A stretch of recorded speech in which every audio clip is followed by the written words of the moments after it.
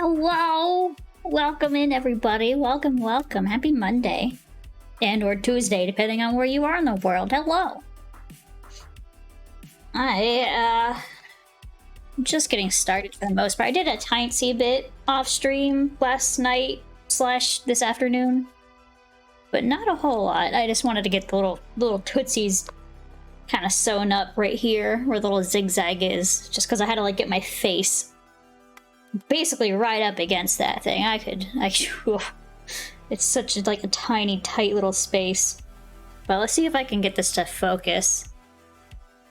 Come on. Focus, please. Okay, I don't think it's gonna focus. But there's teensy tiny little stitches all along here. Really holding this together nice and strong. Hello, Ragnar. How's it going? It's going pretty great. So, you know, it's a okay Monday. No, can't really complain too much.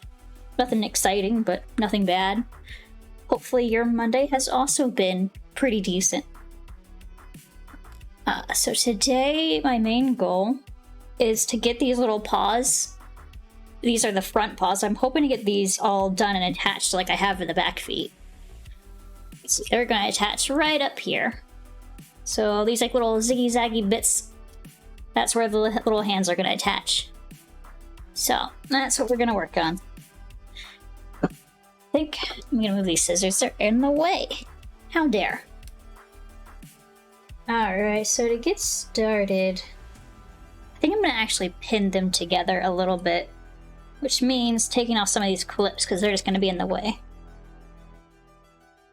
Actually, I gotta take off all the clips. They're not too necessary right now. Ow! Why are you throwing beach balls at? Excuse me! Where are you getting all these items? Who said you could have all these items? Let's see, this is... Okay, so I think this is number... I think is this number 2 or number 1? I wrote so lightly it's basically rubbed off now. I think okay, so these are both 1, these are both 2. So let's swap them. So we have a 1 and a 2 and then a 1 and a 2. Basically 1 for each side, because they're basically flipped from each other. So that's going to attach right there. Then on the other side, this just attaches right there. Yeah, okay, perfect. I have a vision. I have a heading. So I'm just gonna start pinning this all together. See what happens. Honestly, this whole little section is so hard because it's so tiny. Alright. Trying to make sure it all lines up. I think we're good. Okay. So anybody do anything interesting over the weekend? I didn't really do anything interesting. Ow! God, where did you get that bicycle? Bob! God, hello? Oh, hi. My kitty just stormed under my desk for some reason. What are you doing, Bub? What are you doing? What a little weirdo.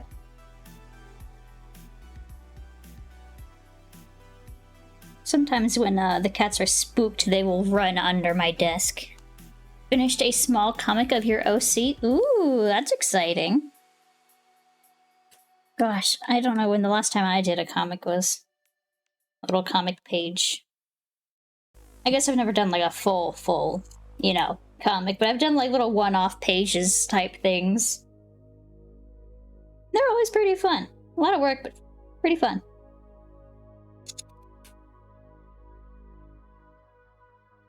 Alright, I just trimmed off a little bit so it's easier to kind of wedge these two together. It's almost easier to not give myself seam allowance for these parts. Just so tiny. Just so itty bitty. Okay, I'm confused if I have the right side or not. I do not. I need to work on this side. Currently drawing your OC as a Mewtwo. My god, they have a weird body shape. Yeah, Mewtwo's real weird. Mewtwo, he looks so cool in the anime, then you try to draw him and he's just like, oh, wait, hold on. What is seam allowance, if I may ask? Okay, yeah, let me just snip this off and then I'll show you. I do better when I can show. So right here, actually, it might be easier to see it on the black with white thread. So there's this white thread. That's where I've sewn. That is called a seam. So I put the seam here, but there's all this extra fabric on the edge. That is what's called my seam allowance, which basically is like, you know, like a buffer of sorts. You know, so you have space to put your seam in without like running over the edge of the fabric.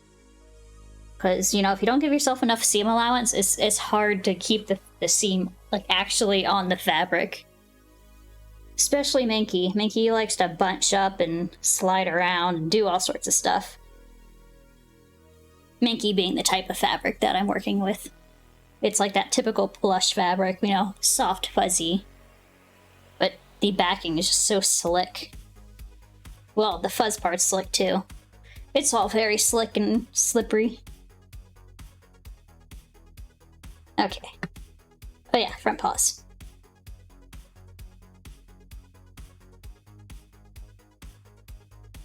Hopefully that clears up your question.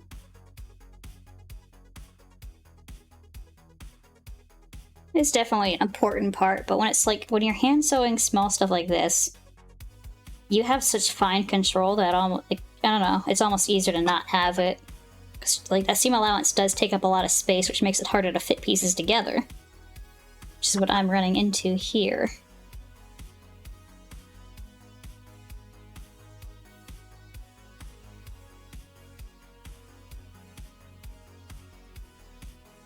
There we go. Okay, I think this might be lined up right.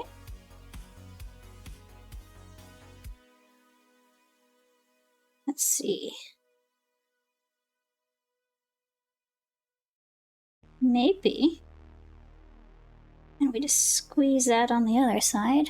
I'm actually going to zoom you guys in since I'm working in a pretty small spot. You guys don't need to see the whole desk right now. I just zoom, so whoop. Right there. Maybe a little bit more. Yeah, let's keep you guys right there.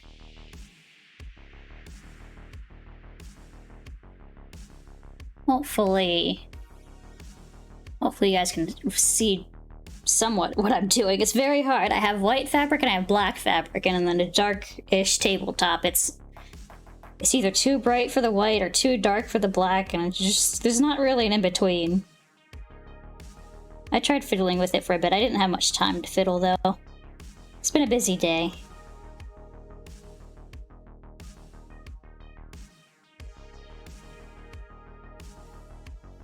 Alright, stab that through.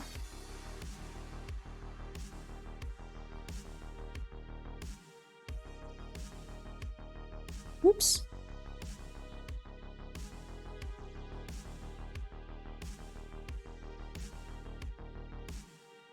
Okay, next part. Last sliver up this side.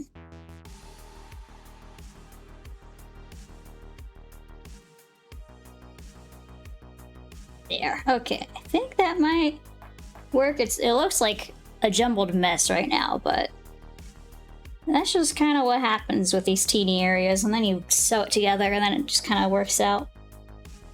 All right, I'm gonna wait to do the other side because I don't want to jab my fingers with needles while I'm trying to sew this.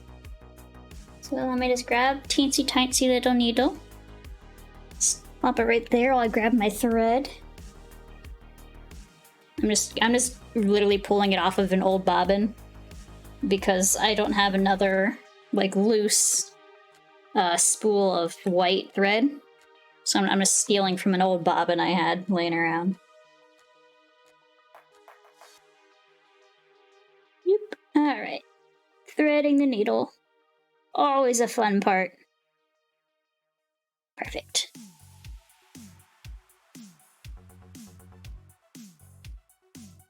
There we go. Hopefully that's enough thread. That should be enough thread. I'm gonna be confident it is enough thread. Last time I had too much thread and I just kept bunching and trying to like knot together and cause problems. That's what happens. You gotta be careful with how much thread you pull out at once. It's tempting to just get a whole long piece of thread. But no, it just makes your life so much worse.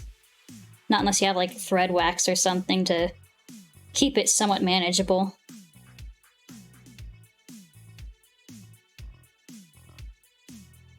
Alright.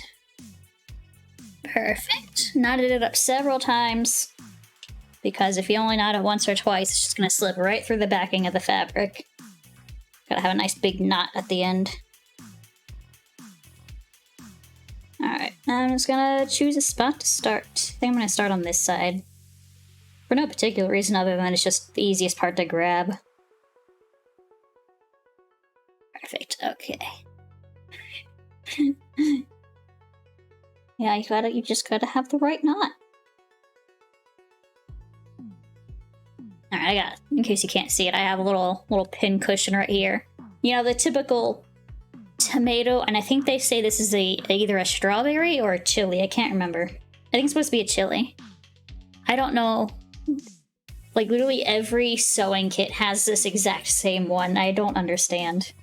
It's just like the typical pin cushion thing. I don't understand it. But it exists.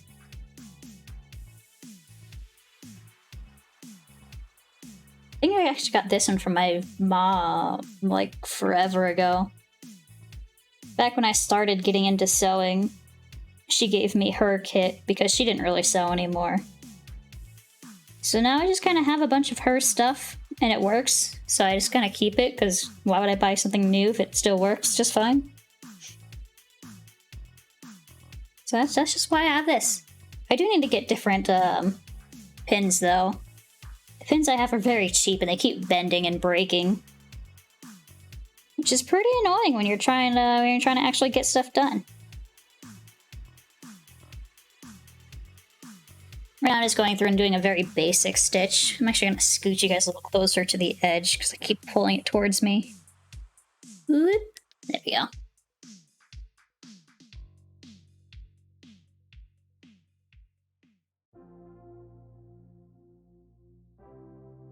Yeah, just a basic stitch. I'll go back through after this stitch. Because, like, I want this stitch to basically just hold everything in place. Then the stitch I'll do after this is gonna, like, actually secure it and keep it from, you know, falling apart. I forget what this one's called, but the one I'll do after this is called a ladder stitch, which is it's a pretty common stitch to use for this type of stuff.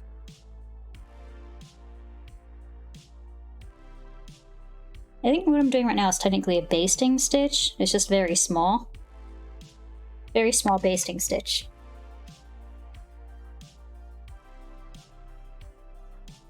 I don't know. You go back and forth, and then eventually stuff happens.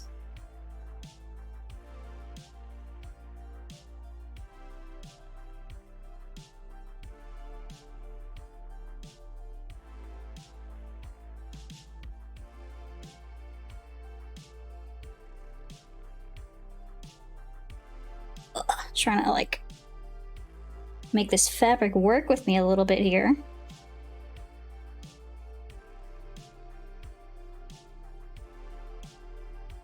I wonder if I could get you guys even closer. I keep moving around so much. I'm afraid if I zoom in too much more, you guys won't be able to actually see anything. But also, you can't really see a whole lot right now, just because of... It's just so tiny. It's so hard to see what's actually happening.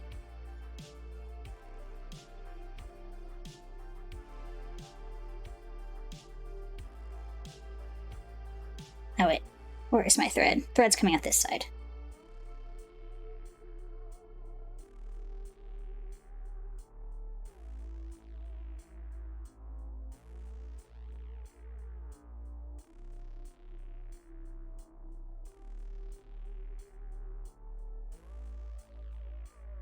Come on, little toes.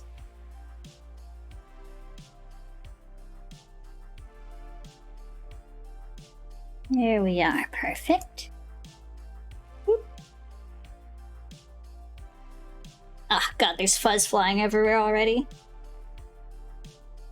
Another bad thing about working with Minky, it sheds a lot. You'll be finding minky everywhere for like weeks after you finish a project. It also particularly likes getting into my nose for some reason. And it's making my nose really itchy for the rest of the day.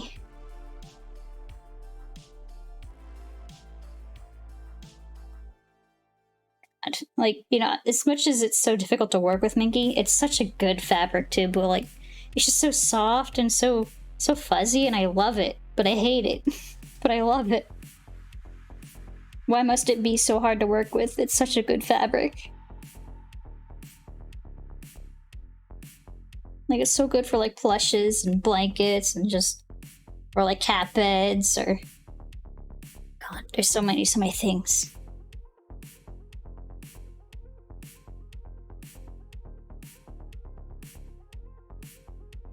Whoop. Getting thread tangled up there.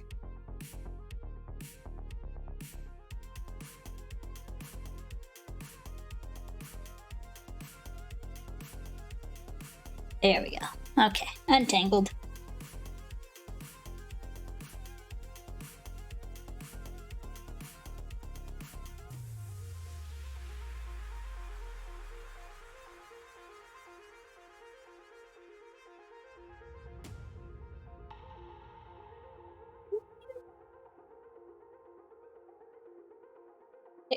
Oh, stop. Stop that. It keeps like trying to grab the toes or like the other little spike, getting it caught in my thread. So rude. Just trying to sew, man. Just let me sew.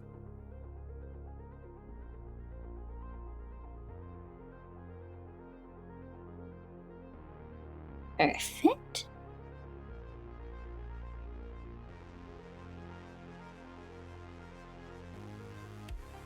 Uh-oh. Now the thread is trying to bunch up on itself. There we go. Okay. That's usually what happens when you have too much thread. This time it was just like a fuzz. Got caught in my thread. You know, the joys of working with Minky once again. He likes to try to sabotage in so many ways.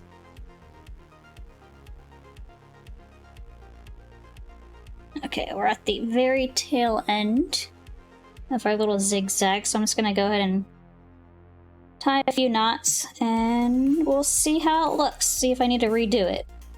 Because, you know, sometimes you just gotta redo things to get it right.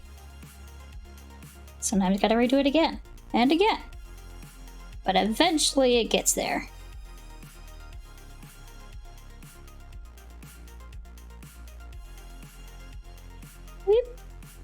I'm gonna do one more knot just for good measure. I like to be extra secure. Really make sure it isn't going anywhere. Perfect, perfect. Alright, I have disconnected the thread from the seam I just sewed. Let's see, outside looks good. Perfect, okay, so now I just need to trim off a little bit of this extra seam allowance, and then I will do a blanket stitch right over it.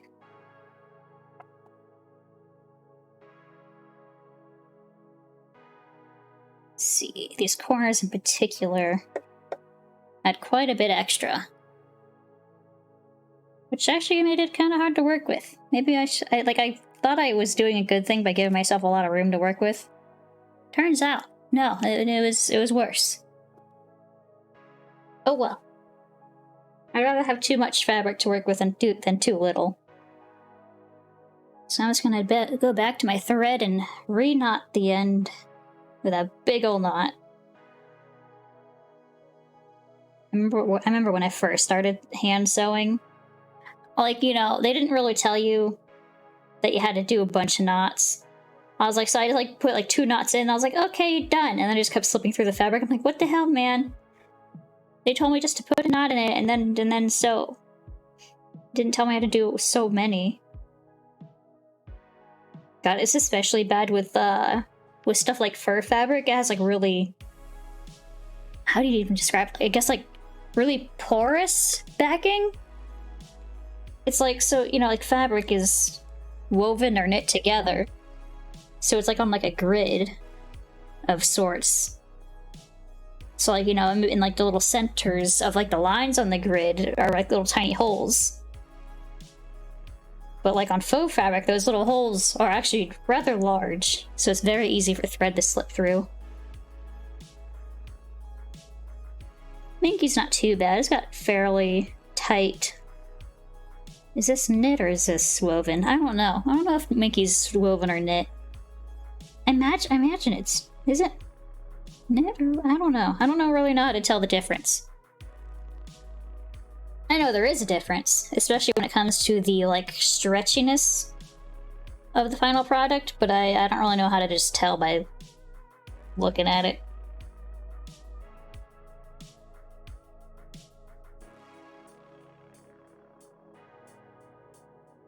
Alright, let's get this ladder stitch started and not lose the end of my thread in the knot. There we go. Sometimes I accidentally, like, you know, I get like the little edge of the little end of my thread and I get it stuck in this starting knot and then I just have like a weird double thread the whole time. But I can't cut it because I don't know which one connects to the knot and which one is like the loose end. So it's just like, well, I don't know. Extra secure, maybe? Alright. So here I'm going to do extra tiny little stitches. I kind of like loop through my previous loop while I don't know how to describe this, but you just go through the back of the fabric, make sure I get through the other side. And like that little loop that starts when you're pulling the thread through, I put my needle back under it. And then I keep pulling. And then it makes like a little like straight line on the top of your seam. Like it's really good at like holding a seam together. It's very strong if you do it right. Which is why I'm doing it for this little tiny part, because I can't sew it on the machine. It's too small. I don't have that good of accuracy on my machine. So, doing it by hand, the good old-fashioned way, you know? Just like I guess Grandpappy wouldn't really do sewing, would he? Not in those ye olden days. It would be the, I guess, Grandmammy? I don't know, it just ruins the saying. Is that a saying? Grandpappy? I don't know. I have a southern family. I feel like I should know, but I don't.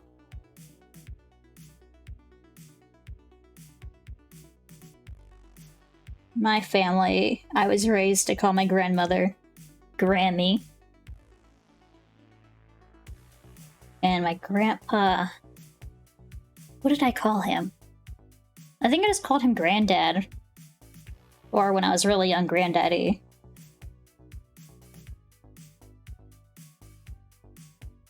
Although there are stories of when I was really, really little, I would literally just mimic what other people called each other. So my grandparents would call each other honey. So apparently one time when my granddad fell, I ran over to my grandmother. I'm like, honey fell and hurt himself. Which I think that's just pretty great. I'm not sure if I thought that was his name. Or I don't know what. I was like probably 4, maybe, at the time. Too young to remember, at least. I only know this through stories I've been told. It's actually pretty weird, like being told stories of yourself that you have no recollection of. Does anyone else feel that way? Like, you know, when you hear stories about your childhood, you're like, huh, that's neat, but also, I really did that? That was me? You sure? I feel like I'd remember that, but, you know, nobody remembers anything when they were like 4. Hello, Voidacious. Welcome, welcome. How you doing today? How was your Monday? We're sewing on some beans right now. You might be able to see this, but let me try to like get real close here. Ooh, wrong way. This way, up, back. It's not gonna focus, is it? No, but there's my ladder stitch going through. Is there an autofocus on this thing, or is it manual focus? It might not even be able to focus that close to it. That might be the issue. Focus. Okay, big table. And then if we go close, then I'm not really sure how to do focusing on this.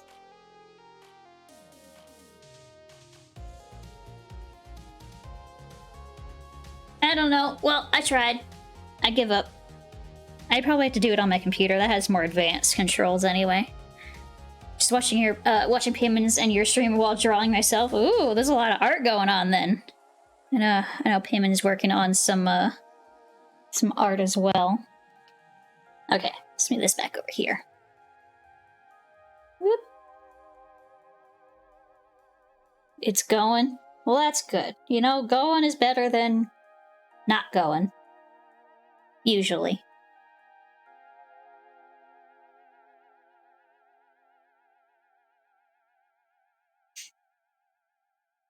Ugh, I had such a busy day at work. Like, by the time I, looked down at the clock for the first time of the day, it was already, about 20 minutes before I had to leave. I'm like, oh shit. Nice. I guess it's, both nice and also, stressful having such a busy day like that.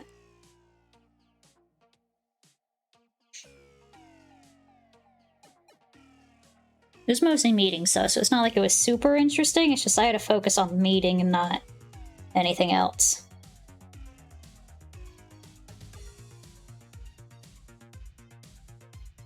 And tomorrow, I get to have more full days of meetings. Alright, still looking good back there.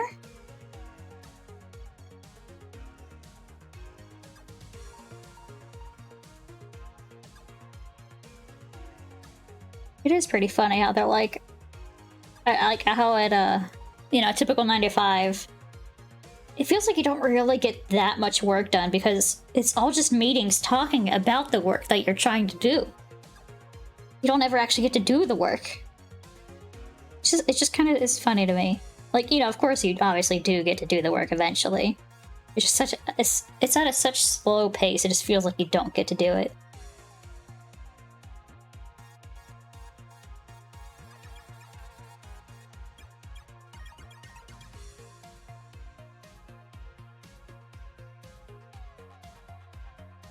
My team, we meet every day for a quick stand-up to talk about what we're doing for that day, what we did the previous day.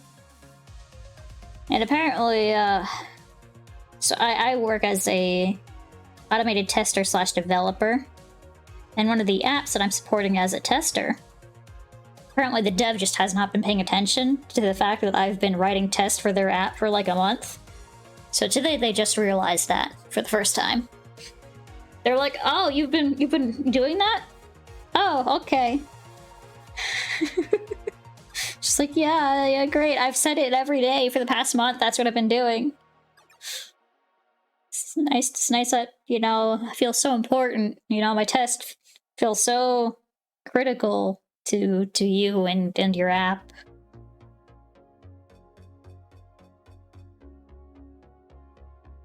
Oh well, at least they eventually noticed.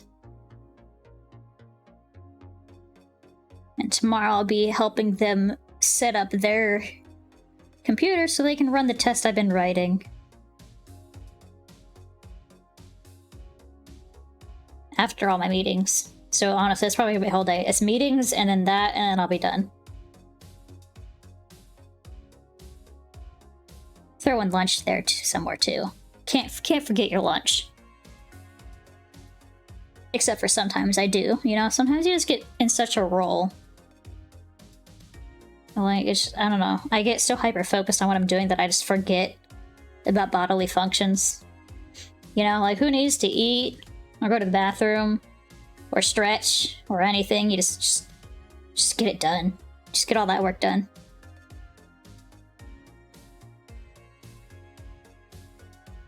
Of course, once I snap out of that mood, I'm like, oh god. I'm hungry, I'm starving. Who is this? What is she working on? I don't know, but we pay them for something. Yeah, basically. I just kind of showed up and you guys started paying me, so, you know. It's just how it is.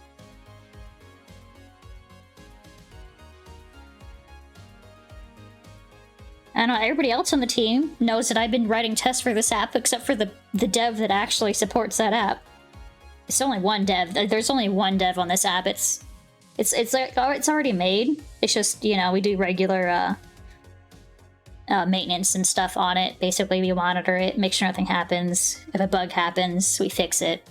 Or I guess rather they fix it, because they're the only dev on it. And then I'm just writing tests, that way it's easier to find those bugs before they become actual issues.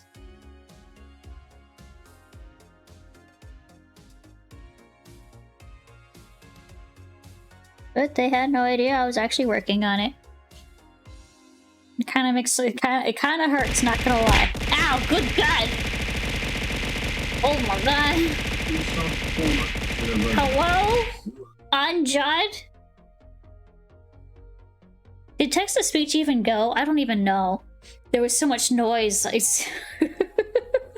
Thank you so much, Ragnar, for the tier 2 for 4 months. A 4-month streak, oh my goodness. Thank you so much. Thank you.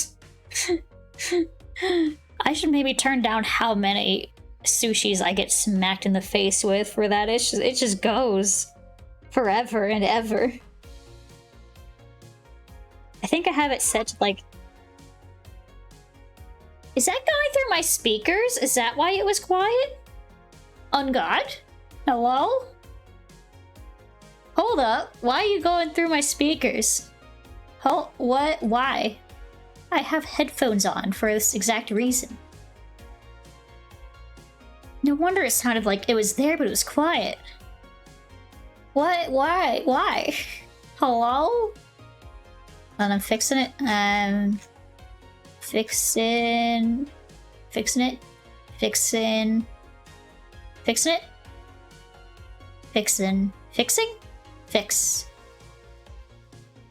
I fixing it? Maybe? Hold on, testing.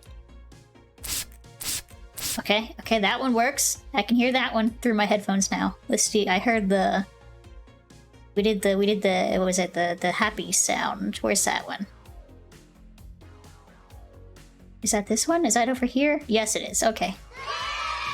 There we go. That's through my headphones now. Okay. I fixed it.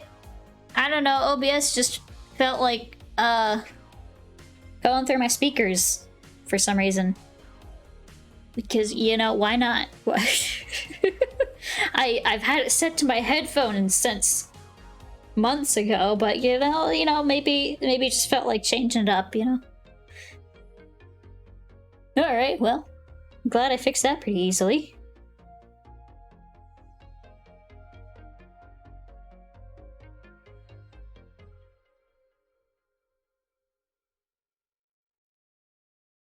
Man, that means...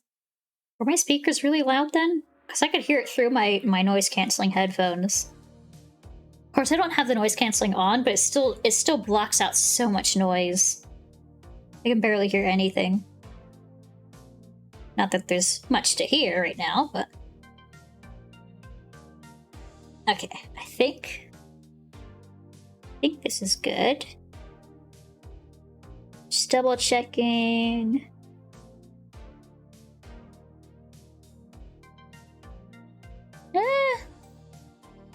Yeah, okay. Yep, this should work. Just gonna knot this, and then I will start on the other beans.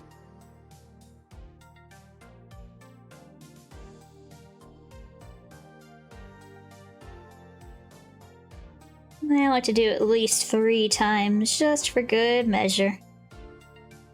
You never know what kind of stress this is gonna go through.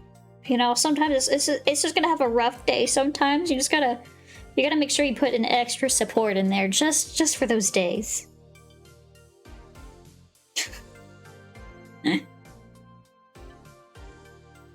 Okay, last one. My needle popped out, so I'm just gonna do this by hand now. Whoop. Alright, grab the end. Perfect. Alright, let's snip off that thread. Boop. We got bean. Look at the bean. Put my hand under it so you can actually see the outline a little bit. Nice bean. Good bean. I also have, you might be able to see it a little bit if I put it over this. But there's little tiny darts sewn into these toes. What that's gonna do, these little darts, dart being like this little triangle slice in the fabric. What you do is you take it and you sew it together, and it kind of like rounds out what you're sewing. So it's gonna make these beans a little bit more round. I'm sure they're gonna need some adjusting because I didn't really test this pattern at all. I just kind of was like, you know, that's probably a good enough start. Fix it later. That's how I sew. I don't recommend it. It's not a good way to sew things, but it just kind of works for me, you know? I don't want to make a good pattern. I just want to like make a good enough pattern and then make it work for me later. Just by going back through and like fixing everything.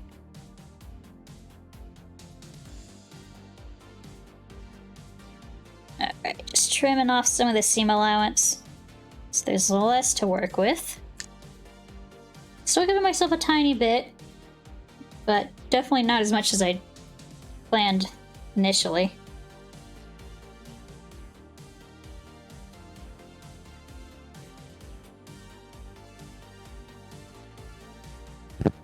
Oh, sorry, bumped my mic there. Okay, there we go. That should be good enough to start. Smooth my little scissors over there. Grab my little bean. Is this? This is not the right side. This is the right side.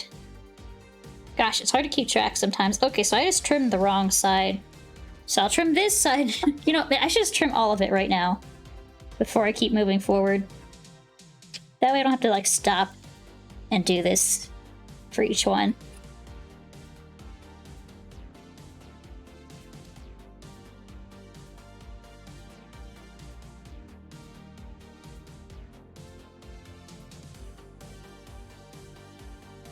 There we go. There's that one. We did that one. So let's do this one. Then we'll do the rest of the beans.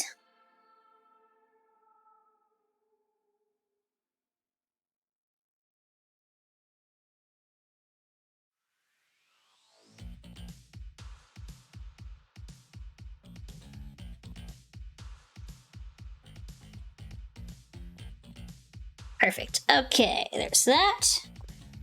Where's my other beans? There's my beans. Come here, beans. This one's not too bad.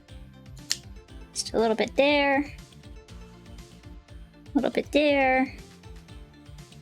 A little bit on that side too. Maybe a tiny bit right here. Boop. Perfect. And last one.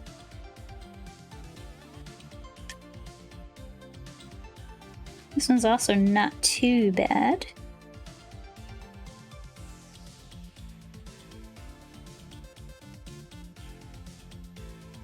There we go. Okay, that should be good. Shouldn't have to trim them too much more from there, if at all. This side, this side.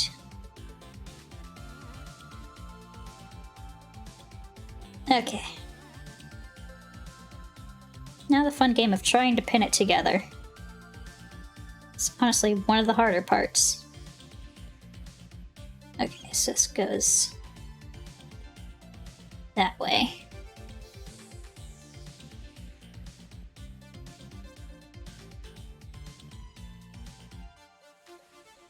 Okay, I think I got it. Got it?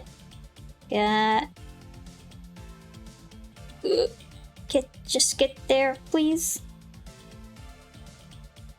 Got it. Okay. Duh.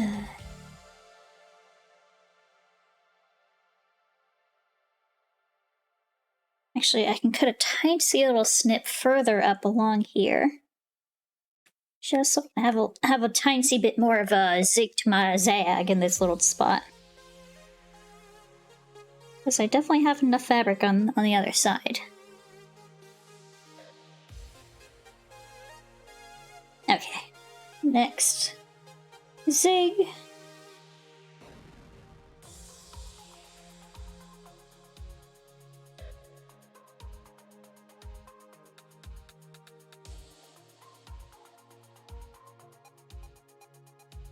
Okay.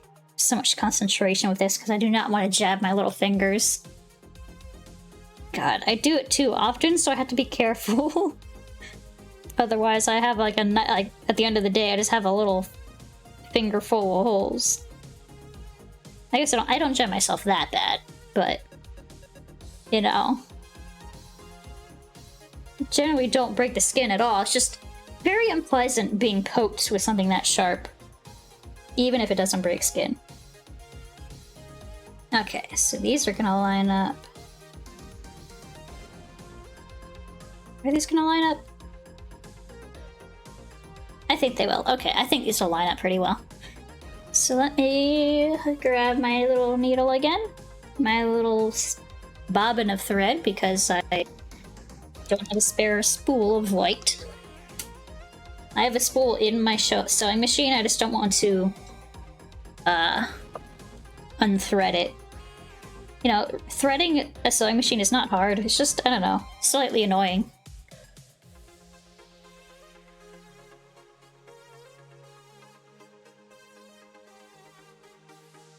It doesn't even take long either. It's just I'm just lazy. That's really the gist of it. I'm lazy. I don't want to do more work than I have to.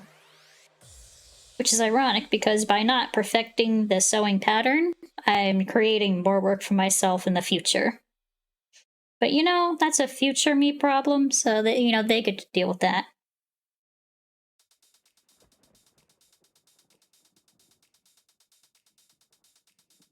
Alright, a few more knots.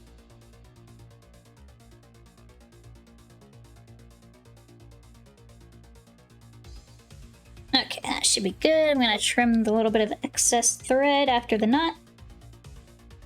And let's get this little guy put in.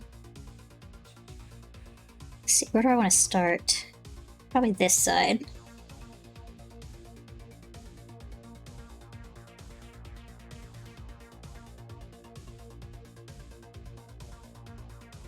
Okay, there we go. The fabric was just kind of slipping away from me for a second.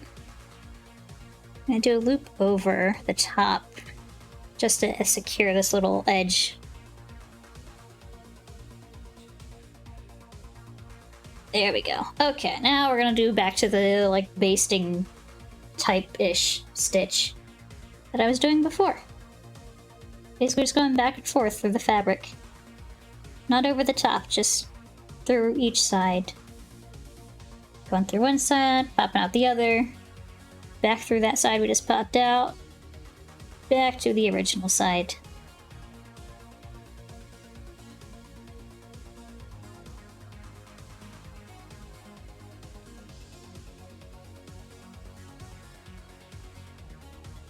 Trying to make sure I keep track of where my needle's popping out on each side. I don't want to get too far into the fabric. I want to give myself as little seam allowance as possible. Well, I guess I already took away seam allowance. I'm trying to like keep as close to the original line as possible is what I'm saying.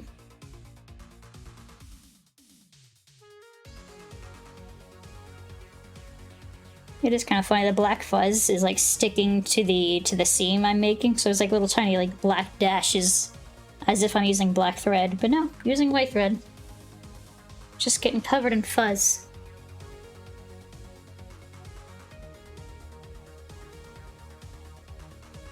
Alright, here's the harder part, the little zigzag. Little point of it.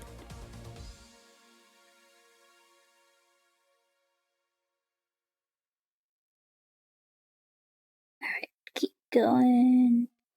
There. If I had like a really high quality camera, this would be pretty neat to watch.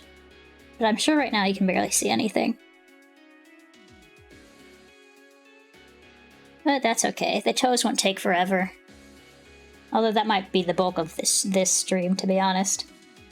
I'm hoping to get the toes done today and start on the tail. The tail will be more interesting to see.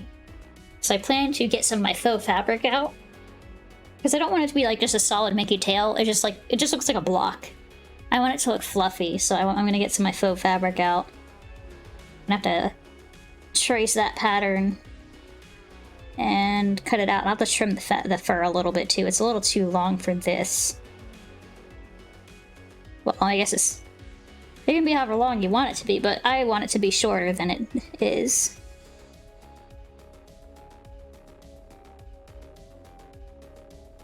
You know, much like many things in art, it's all about preference. You know, what do you want? Doesn't really matter in the end, as long as you do what you want. God, my needles are so bent. I try to throw out the really bent ones, but it's just still sad pulling one out and it's just ever so slightly bent.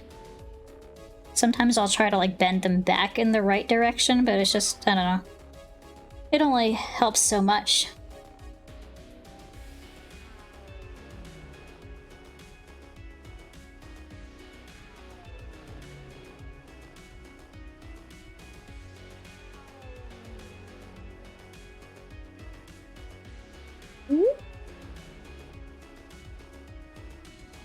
Gosh, and after I do this one, so there's gonna be two Paimonxx for those that are not aware. Paimonxx being the character I am sewing a. Technically, this is gonna be a scarf, but I'm gonna call it a plush. Sewing a plush of. It's kind of a plush. It's just a flat plush. It's still a plush. It's just got run over by a car a little bit. You know, it's fine. It'll walk it off. But the other one is gonna be like a full. Like full-on plush. It's going to be stuffed with stuffing. It's going to be fluffy. It's going to be three-dimensional, you know? It's going to be great.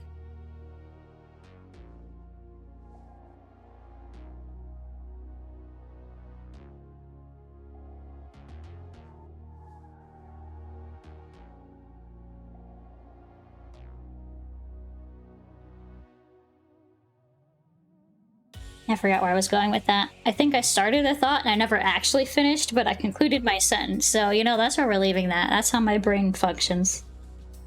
I think I was talking about future sewing plans. I think. But yeah, so I guess that really does kind of conclude a little bit of my thought.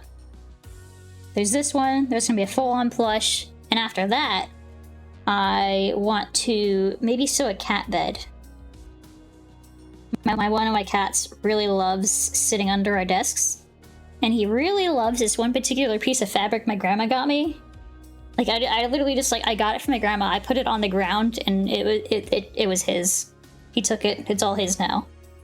I haven't had the heart to take it from him, but I want to use that fabric to make him a cat bed, so he just doesn't have to, you know, sleep on a random piece of fabric on the ground. He loves it though, so I mean, sure he doesn't care, but I care. Plus it would just look nicer to have an actual bed instead of just fabric laying on the ground somewhere, random. He moves it around sometimes too, so like he'll pull it around and move it in like the hall. It's not even really a hall, it's like a walkway between our desks and the kitchen.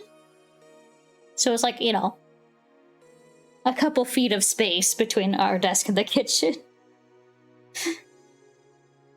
The joys of living in a one-bed apartment. Everything's just so close together. I got some eggnog? Ooh. Don't hear of many people having eggnog in, what are we in now? May? Oh god, it's May 2nd already. Jesus. Where is this year going? It's going somewhere, that's for sure.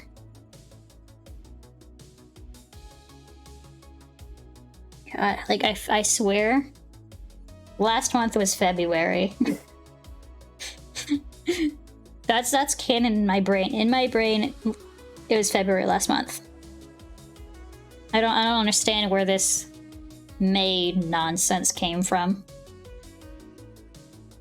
Gosh, that means I should probably bring it up at work that I'm going on a vacation in July-ish time. I have to figure out how to get that time off. Gas station near me sells it year-round. Oh, that's pretty cool. I feel like I see it in stores year-round. I don't know. It just... Obviously, they don't stock up on it like they usually do over the holiday season. But I feel like I see it a little bit. You know, I think I've had eggnog like twice. I think. I haven't had it enough times to know if I like it or not. I don't remember. Maybe one of these days I'll try it again, see if I like it again. That's the problem with not remembering things well. I don't know what foods I like. I know the answer is I probably like it, because I like most foods. But I can't really say for sure. My boyfriend will do this thing where he like makes like he'll make like a pizza dough from scratch. Then he'll make a pizza with it, and you know, I'll eat it and I'll be like, oh, that's really good, yeah, blah blah blah blah.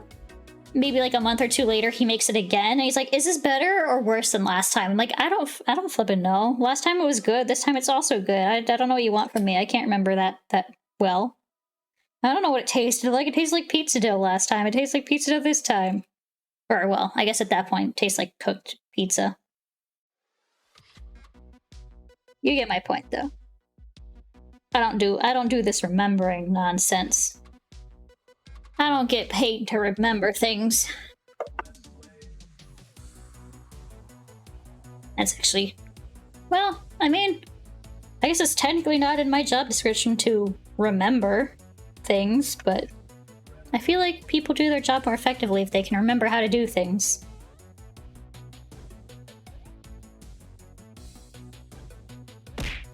Ow! Ooh, was that an apple? Oh, thank you! Nom nom nom nom. Nom nom nom nom nom. I love how it just like sticks there. Just like, oh, there it goes. Thank you, Ditsy Doo, for the apple.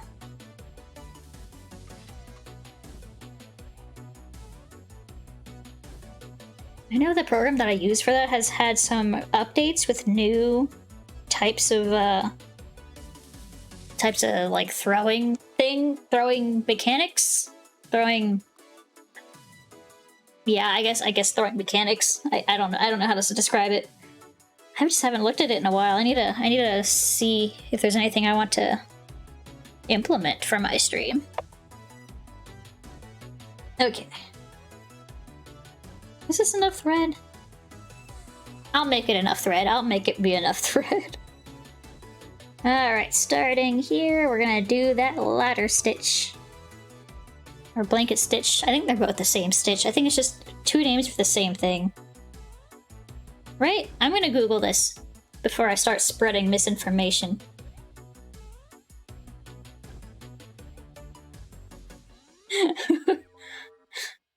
So I just got a text from my boyfriend. He's on a business trip and he just landed.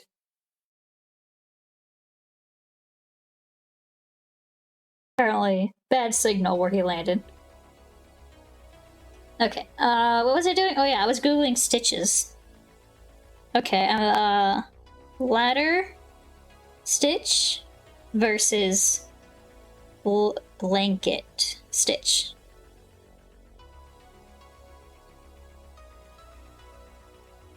Okay, that's what it was. Okay. Ladder stitch is another name for the invisible stitch, which is different. It's what you use to like after you get, you know, your things sewn together, you have to leave a hole to flip it inside out, or I guess right side out. And then you use the ladder stitch, aka the invisible stitch, to finish it. The blanket stitch is different. Okay, so I'm doing the blanket stitch. See, aren't you glad I googled that so I didn't spread misinformation, even though none of you are probably actually taking me for, like, advice of doing things? I don't know, all these names get jumbled up in my head sometimes. It's hard to keep track. There's so many things, you know? My brain has limited capacity. Business trip sounds busy. My god. Yeah, I don't know. I'm kind of glad I don't have to do business trips for my job, at least not at this point in time. I don't know if I will in the future at all, but just, I don't know, I wouldn't like having to like leave my home for several days at a time every few weeks or so. You know, that just sounds like a lot of work. I'm a homebody. I don't like leaving my house. I wanted to stay in my house all the time. If I could work from home, I would do that. 100%. Not even a second thought. Well, assuming that I have like all the same salary and benefits. If it came with a reduced salary and or benefits, I guess I would have second thoughts. Might be worth it in the end, but...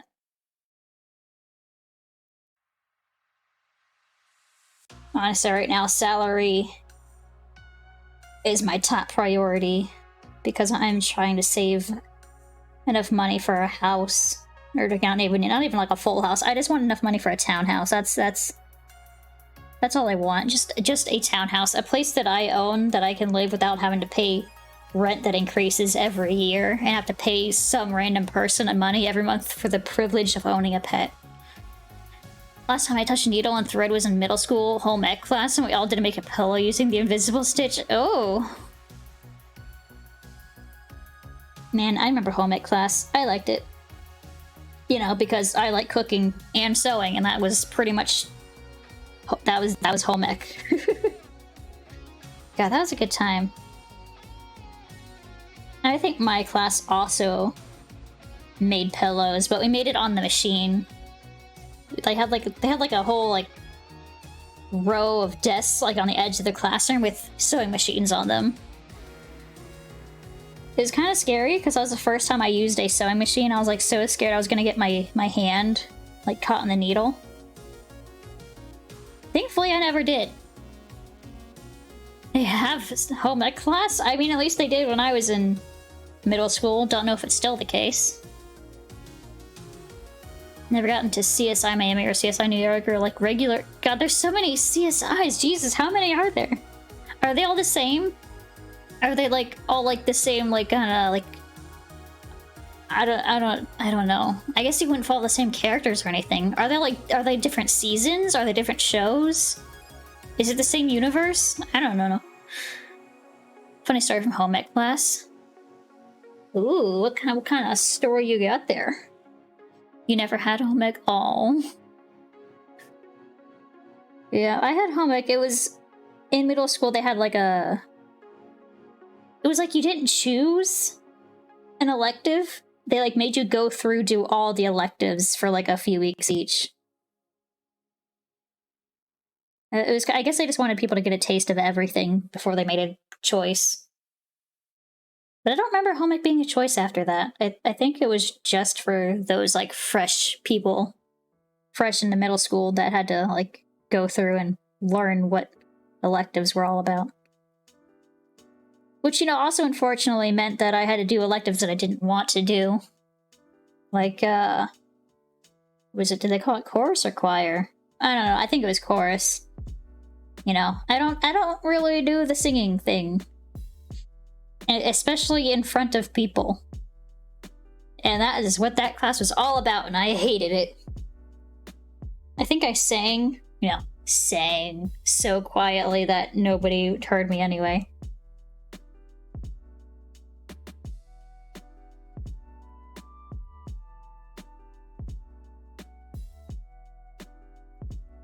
It felt like torture, though.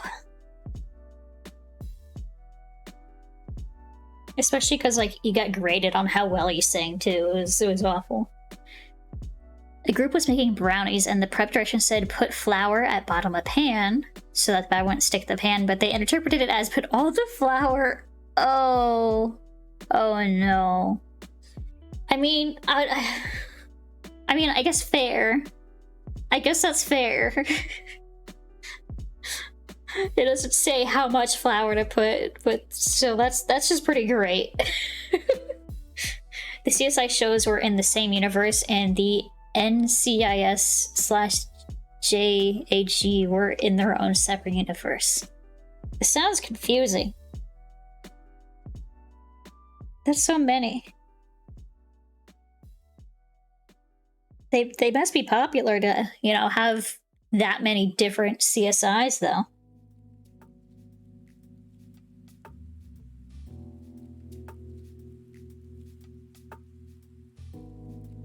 I know, I've probably seen an episode of one of them. So I feel like a relative of mine was really into it when I was like 6, maybe. Maybe younger. There was a layer of cooked solid flour. Oh, delicious. I loved a solid sheet of cooked flour. God. Damn, now I'm craving brownie batter. You know, do any of you just like crave the raw form of foods? Hello, Autistic Armadillo. How you doing? Welcome, welcome, welcome. Talking about food again. I feel like that's what I talked about last time when I was sewing. We just keep navigating back to food, and I kind of love it, but also it makes me hungry. Right now, I'm craving brownie batter. Because I don't know, I love getting like a box of brownie mix. And then like, you know, instead of doing eggs, I just do like a little bit of extra oil. And then I just eat it. Just raw. Straight up. Don't need to cook it.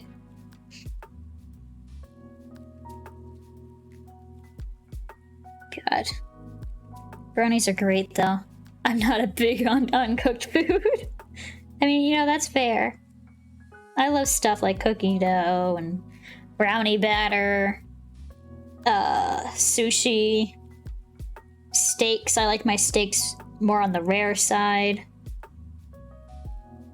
Just finished a hangout with a friend where we ate a bunch of tiger stripe ice cream. Tiger stripe.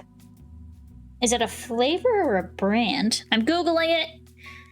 I'm gonna find my answer. I will know. Tiger. Oops, that's Toger. Tiger stripe ice cream. Oh my god. Why does it look so cool? Hello? What flavor is that? This one at least is peanut? No, wait. Where's your flavor? It's so blurry, I can't read it. Hold on, I'll look at a different one. God, it's all just like pictures of the ice cream and not of the flavor. Or like of the tub. Wild flavor combination. Okay, you know, that's great and all, but what's that flavor combo that you're so wild about, huh? It just... what is it? It doesn't tell me. It just says the amazing tiger ice cream. So tasty. I want to know what this is. It looks amazing. I'll show you guys the good old-fashioned boomer way. Here's one of them. This is like a more saturated looking one. Whoop, wrong way. Look at that. That looks so good. It's so orange and stripy. Here's a different one. This is the more typical one that I'm seeing. More pale. Little stripies in it. I like baking, but I don't really like eating pastries. I have such a big sweet tooth. I need my sweets. I try to limit myself. I try to be at least modestly healthy in regards of my sugar intake. But God, I love sweets. Although I will admit, I'm not a big fan of chocolate. I'm not into that. Edible raw cookie dough is amazing. Get 15-ounce containers by Toll House. Oh yeah, I've seen those. I've gotten... I don't know if it was from Toll House or... I don't know. It was whatever company they had at Costco. So I got those. It was pretty good. There's also a place in Pittsburgh called... oh god, what are they called? Sinful Sweets. Their whole thing is selling raw cookie dough. Well, not raw edible cookie dough. And it's so... theirs is amazing. They have so many different flavors too. I love it. I usually get their sugar cookie. dough, I guess.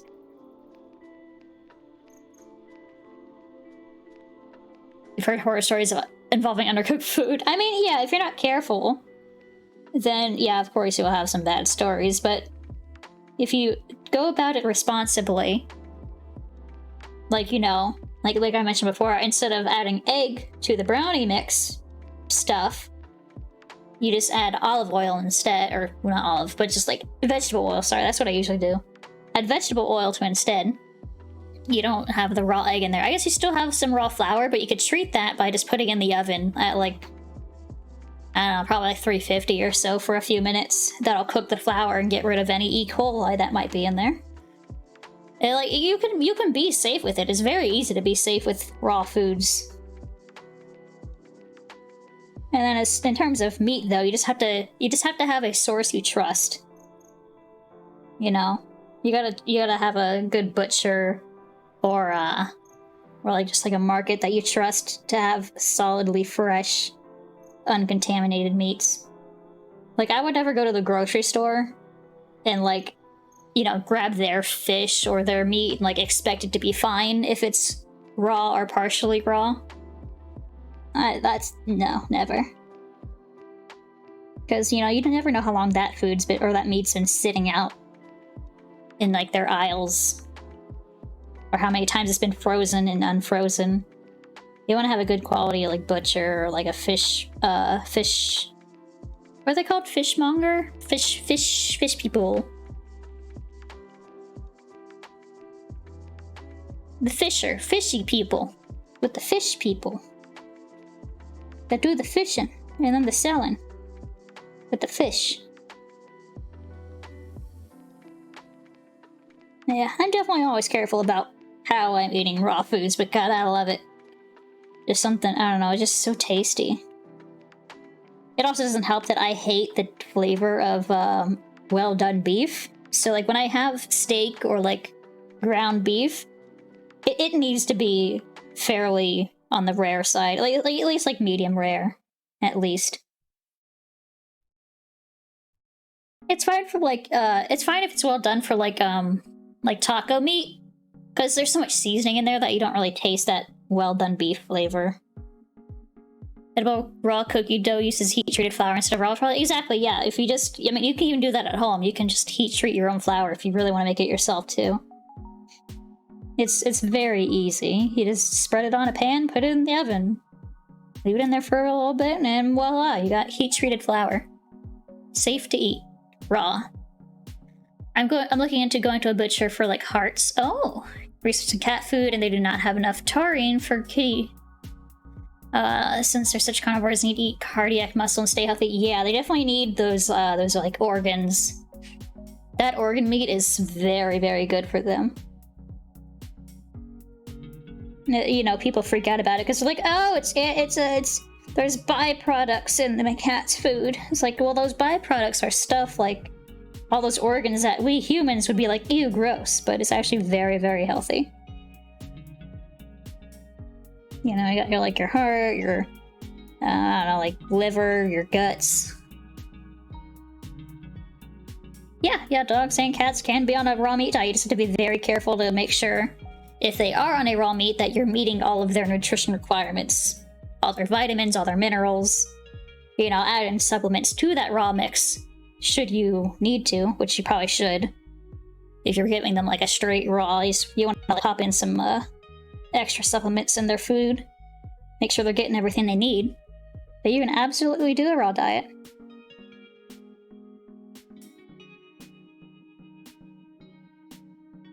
Dropping by to greet you. Hello, Aaron. Welcome on in. Homemade dog foods are pretty easy to make. You can make dog... Yeah, dog food's a lot easier because, well, they're more, you know, omnivorous and cats. You know, you can give them some veggies and they'll be fine. Cats are a lot trickier because they are carnivores. But yeah, dogs are a lot easier. You can slop some veggies in there, no problem. Just, you know, make sure it's veggies they can eat. Which, I don't know. Are there certain veggies you can't feed dogs? I don't have a dog, so I don't really pay attention too closely to what dogs can and cannot have. I don't interact with dogs at all. I just, I don't know. Oh, neighbor did that. Most spoiled dog ever. Yeah. Yeah, you know, you can absolutely make your pets food yourself. You just have to make sure you're meeting their nutritional requirements. Onions are poisonous to dogs. Okay, yeah, so onions, yeah, definitely. Same for cats. So cats aren't supposed to have like onions or garlic, which, you know, I guess makes sense. Dogs wouldn't have it either.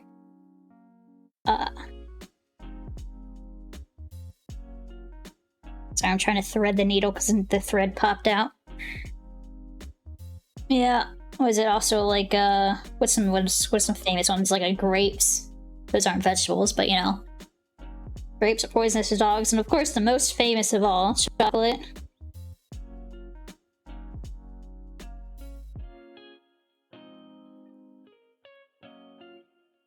Whoop. Okay, I'm just gonna do one more knot, and then we're gonna be done with this foot.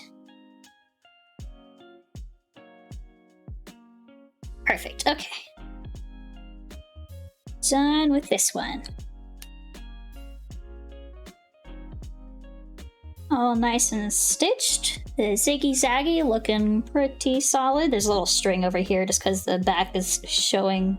It's like flipping, curling around the edge here. But that won't look that way once we get it all sewn together. Okay. So that's these 2 feet, so I guess 1 foot, 1 whole foot. If I could freeze dry some beef liver for my cat, we'd probably get some more nutrients. Yeah, God.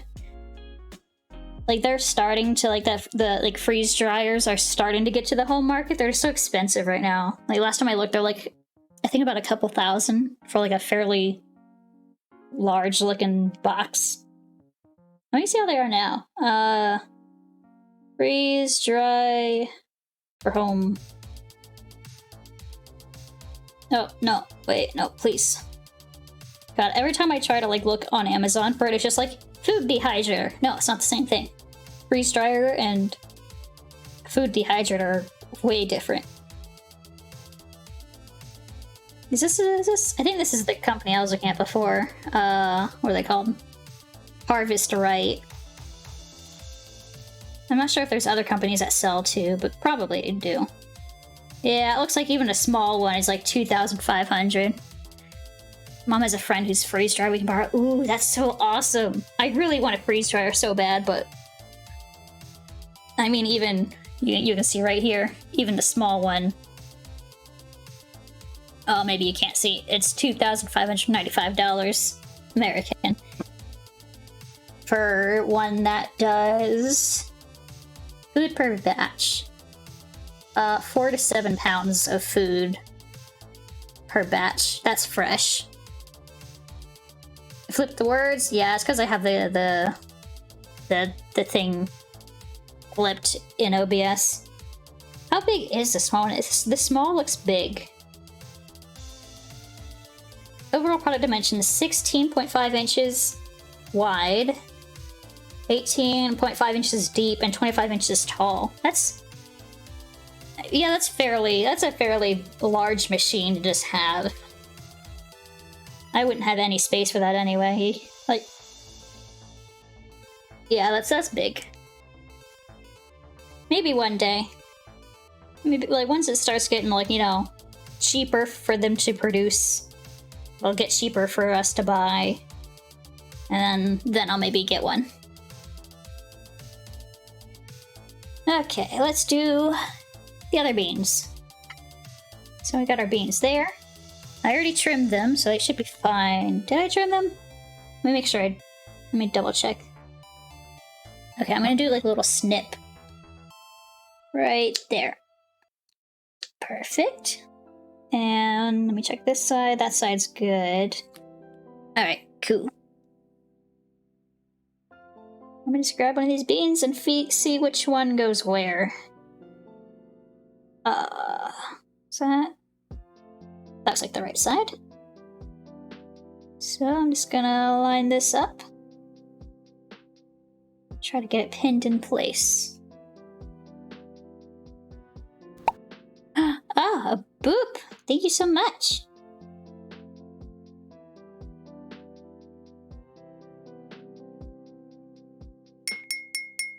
Oh, and a sippy. Oh, where's my bottle? Where's my water bottle? There it is. Oh, there we go. Oh, I may unlock my water bottle. Thank you so much for the water there, autistic armadillo. I dodged it. I wasn't even paying attention. I was just looking at the chat. I have like a monitor right, like over there that I keep looking at. I think kittens can have milk or cream though. They can. You just have to be careful. Like, well, not really. You can't. Yes and no. You want to have. It needs to be formulated for cats. You can't just go give a kitten cow milk. That's not going to work very well. But you know, if you happen to have cat milk, that's fine. Or if you have like a formula for cats, that's fine. And like you can give them like a tiny bit, and it'll be fine. But you can't let them like just, you know, have a whole swig of milk or cream or whatever, you know, because it's not going to go well. It kind of relates to one of my cats, so Noki, who I would show you if he was near me, but I don't think he's near me right now. One of our cats that we got from the shelter here, he was found on the streets without any mother or litter mates. So the person who found him took him home and fed him a little bowl of milk. And that is not a good idea. He just started spewing out of his rear end, just all kinds of stuff. So, you know, because of this, the shelter had to test him for all kinds of different stuff because they didn't realize the person gave him milk, so they thought he might have like some kind of disease that they needed to check for before he was introduced to a foster home. You know, he was totally fine for all these diseases, and then they eventually found out the person who found him just gave him a ton of milk. And so like, oh, well, that solves that mystery. But yeah, like, you can give your cats like the teensiest lick of cream or milk. If the cats are particularly well behaved and they haven't had any other, like, you know, junk foods, I will let them have like a tiny lick of whipped cream. Just like a tiny like, little speck on the tip of my finger. And they love that, you know, and it's not enough to, you know, cause them any pain. Cats have a fond taste for fish, yet they hate water. Well, some cats, most cats, I guess you could say, hate water, but some appreciate water. Milk for cats is like a bad night at Taco Bell for people. Yeah, exactly. Like it's not gonna go kill them, but it's just gonna be a long day or night for both of you.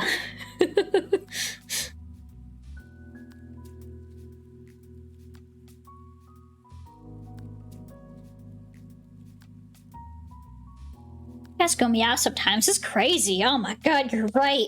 I can't believe they just go meow like that. It's so weird. Can't believe they just do that sometimes, you know? It's wild. Actually surprised my cats aren't going meow at me. I guess it's only 8. My cats usually have a fairly late dinner because I try to feed them right before we go to bed. So we have a set routine. They get fed. Then I give them a few minutes to, like, you know, go to the bathroom, do whatever they need to do. And then we go to bed, and then they settle down for the night. So I try not to feed them early, because then there's, like, just this weird, awkward, long time of, you know, them just sitting around waiting, and then they start getting anxious, and so they start playing, and they're not allowed to play. It's a whole thing. So I just feed them right before we go to bed. Canned cat food with lots of gravy is also bad. You're more of a barker yourself. You a stinky dog. We got stinky dogs up in chat.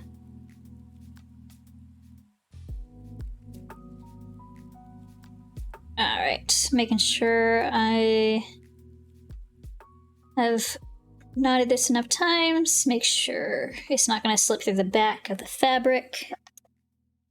Whoop. Banging the scissors all over the desk. Alright. There we go. That looks good. It's not gonna go causing us problems. Okay, I just need to find a spot to start. I'm gonna start on this side. It's the least scrunched.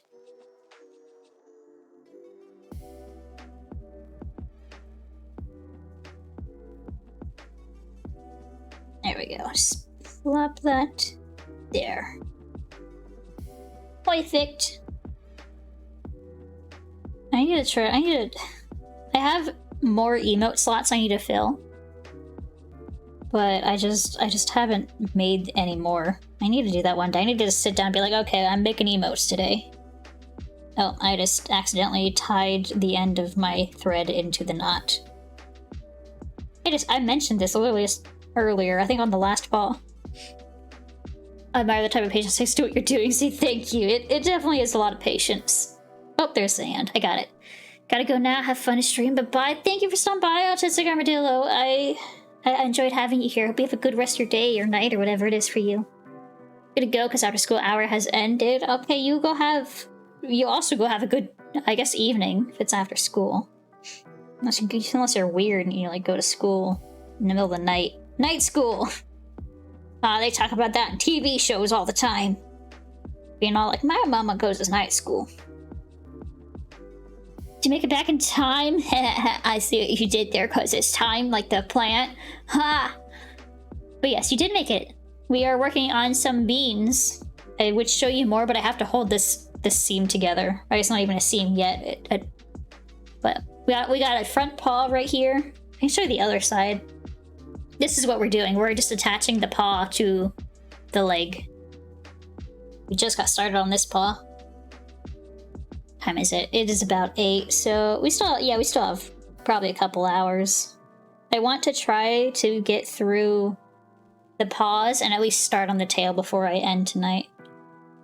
You ever consider getting those standing clip things? Standing clips? My brain is not pulling up any images of what this might be.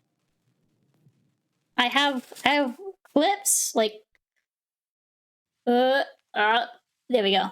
I have clips. My quilting clips. It's not really standing though. But, you know, you clip fabric together and it stays. But even though they're tiny, they're still too big for this. It's such a tiny area that I'm working with that I have to do it all by hand. Have pins that hold it together very momentarily. But then they get in the way and I have to take it off and then just hold it with my fingies.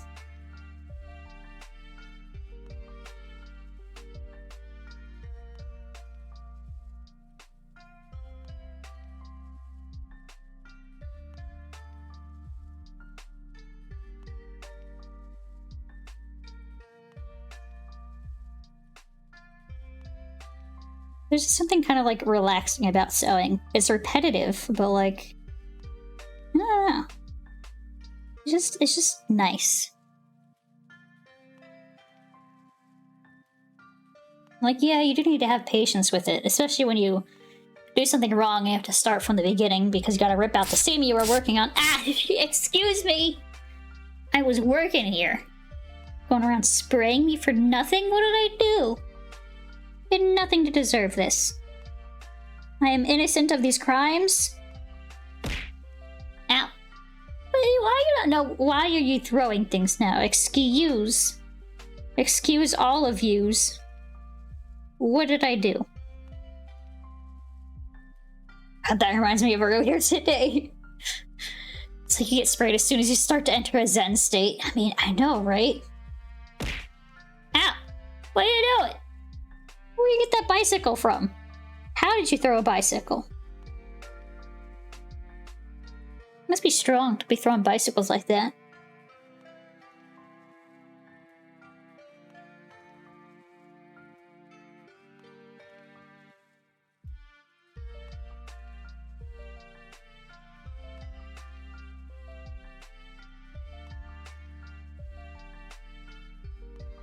Okay, here's the hard part, is where it gets to the tip of the zigzag. It's a little funky, but I think we got it. I've done it enough times that it's not too hard. It's just a lot more careful think-thocking.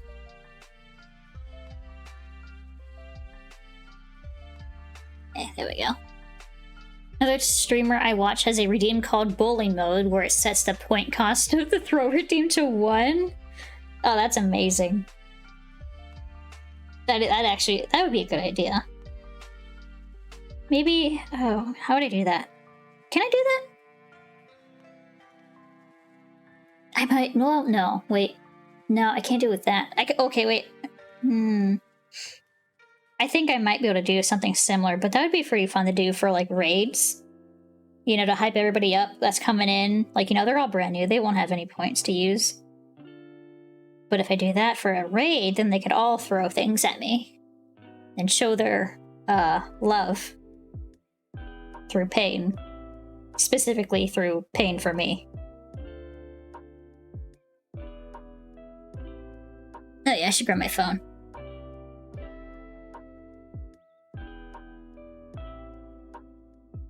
You got a marketing mind there, Z the Profitable? What did I say? What was I talking about? What's profitable?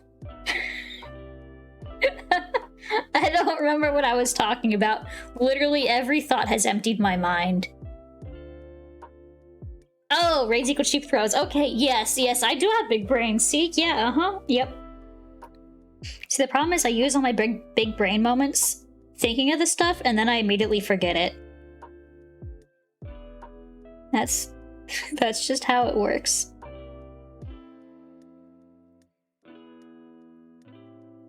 I don't know. I'd have to figure out how to implement that, though. I think I can with the tools I already have. It would just take a little bit of fiddling.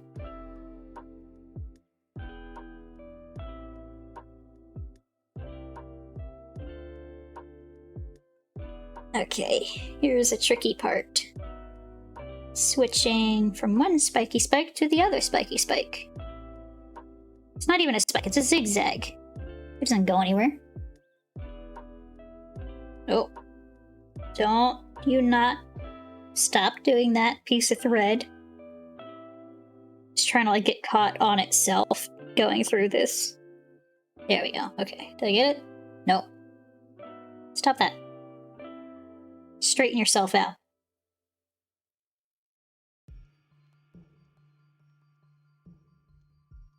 I said stop it! God. The worst part about hand sewing is when the thread decides to just be a dick. Stop it. There, okay. I got it. I got it to go through. Why are you being such a problem with that one? Weird piece of thread.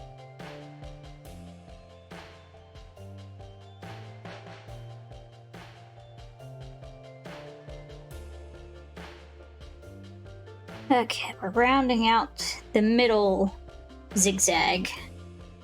And then... getting close. When I thought the size to be a dick, just see first time Reddit user. God, you know, I've had a Reddit account for years. I've never really used Reddit. The only time I use Reddit is when I'm Googling something and it just happens to pull up a Reddit thread. Or when somebody sends me a Reddit post, I guess, also. Like, I just don't really go on Reddit organically, like, on my own. It's always somebody else throwing it to me. You used to? Yeah, it's quite popular. Became a far worse person, to be honest. I mean, yeah.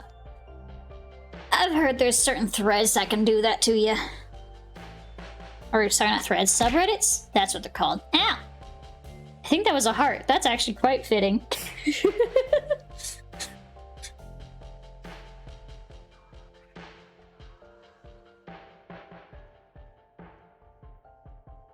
Alright, I'm trying to... Gosh, this is getting all twisted. I'm just gonna untwist this. There we go. Sippies!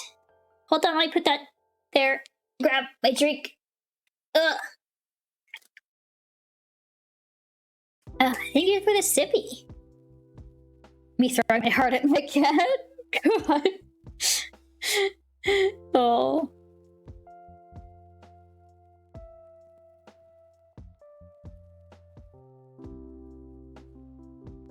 Okay.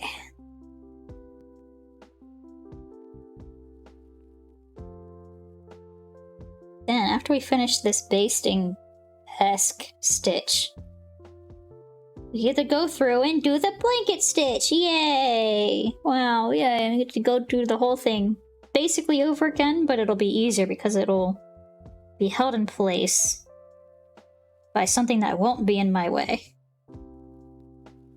Blanket stitch? Yeah, the blanket stitch. Good old-fashioned blanket stitches. Useful for a lot of things.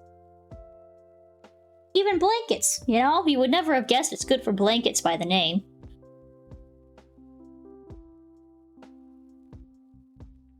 I wonder why it's called the blanket stitch.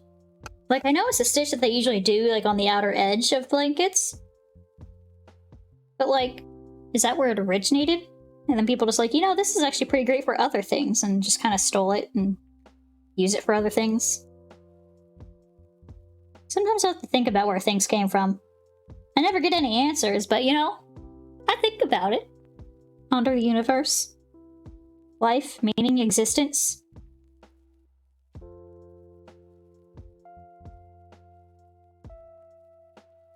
Like, have you ever thought about how weird it must have been to be, like, the first person to really, like, cook food? Like, who had the idea first to, like, cook food? Like, to make a meal that wasn't just, like, you know, straight from planet Earth. Like, to, like, add your own little, like, spin on it. You know, even if it's just, like, mixing together two fruits or something. It's one of those things, like, where it's for, like, many people have the idea all at once. Yeah, it's like, it's one of those things where it's probably a lot of people, but there, even if it was, like, a bunch of people all around the same time, there still had to be a first. It probably only half as weird as the first guy farted on the fire. You know, I mean, yeah, you're probably right. Oh my god, and can you imagine when somebody learned how to control fire? God, they probably felt so powerful. They probably felt like God. Imagine. Imagine feeling like God.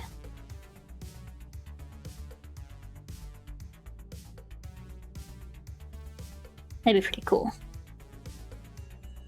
Going around showing off your fire-making skills and being like, ha! Stupid tribe mates don't know how to make fire, but me do. Me fire god.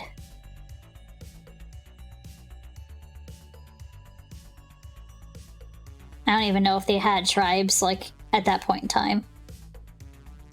They may have. Probably. You're right there, kid. Look, I'm just pondering the universe and things that have occurred to bring us here to this exact point in time. Like, all this random circumstances that just brought us everything we know and love.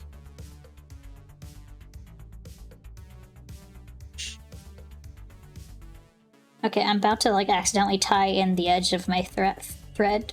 There we go. I got it.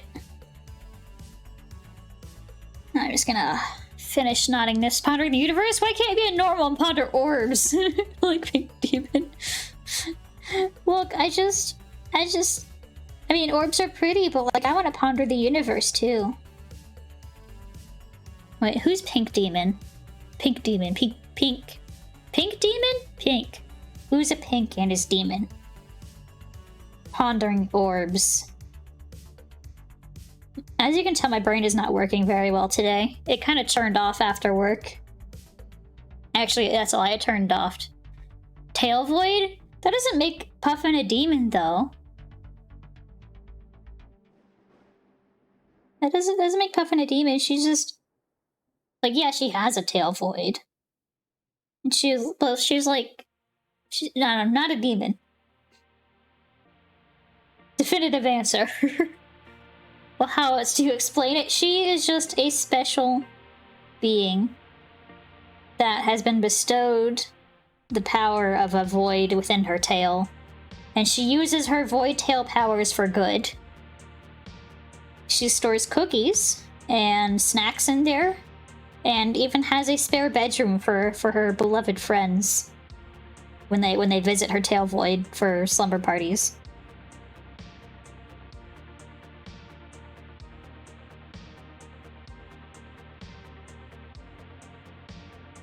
Okay, got the edge of this. The end of this thread really wants to get stuck in the knots I'm trying to make at the end here. Just stop it, just go. Slumber party tail void. Listen, you know, she showed us her tail void once. You know, it was a pretty nice bedroom. Mallet space? Mallet space. Brain does not compute. God, I should do that at work. Just being like, if I don't understand what somebody's saying to me, I'm just gonna start saying brain does not compute. Did you call me? Hello, voidicious. We've been talking about voids. Like how Puffin has a tail void. Where she can summon cookies and snacks and anything she wants, really. And you can even go inside her tail void and like hang out. She's got a whole tail lore video. It was pretty great. It started as a stream, but I think she edited it down to a video. Maybe, probably. If not, it's at least a VOD somewhere.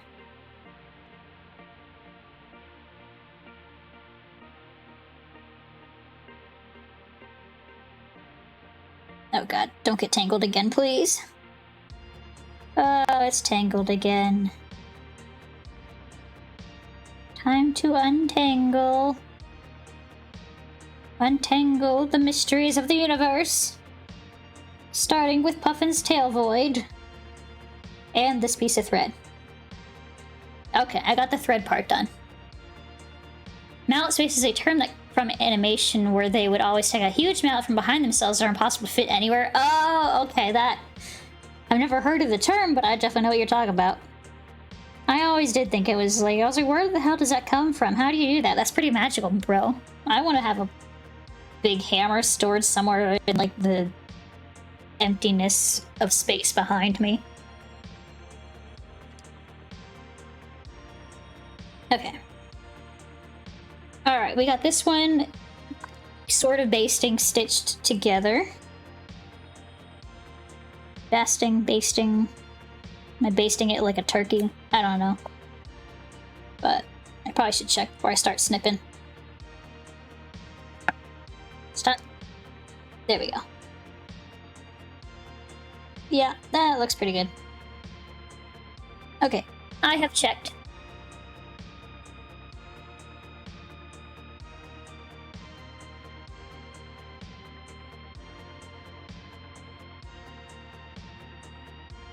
Alright, now that we've trimmed off the excess, we get to go through again and do the blanket stitch. Good old blanket stitch time. Our good pal, the blanket stitch. Honestly, the blanket stitch is like one of my go-tos for just hand sewing anything. Like if I'm hand sewing, it's almost always going to be, you know, a blanket stitch or an invisible stitch, aka ladder stitch. Occasionally I do basting stitches just to hold stuff together, especially if it's really tiny like what I'm working on now. And like, you know, pins and clips just don't cut it.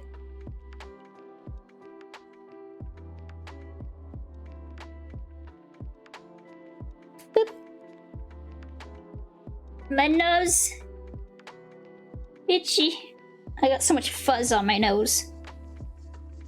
Get off, please. Please.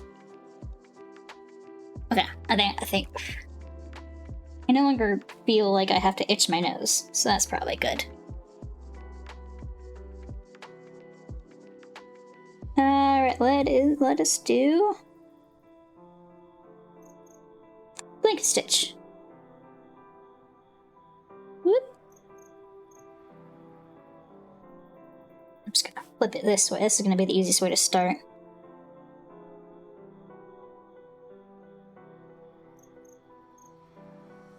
And please cooperate with me, Thread. I would really like it if you... God damn it. First stitch and it's already not cooperating. Stop trying to get caught in other stuff.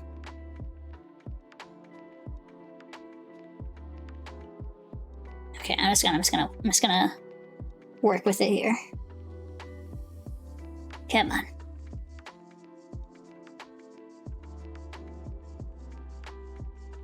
There we go. Okay, now we got that first little stitch in there.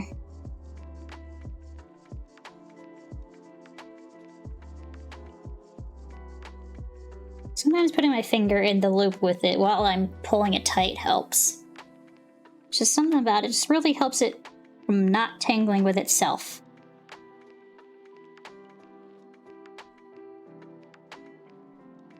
Okay, now let go of the toes, please. Gosh, this thread. Just deciding to just cause all sorts of chaos and mayhem. Who throws a bike? Honestly. You're helping me achieve my own Zen state while writing Mother's Day cards. Ooh, Mother's Day cards. Man, I need to figure out what I'm doing for Mother's Day. I know it's this coming weekend, but I have no idea. I mean, I don't know.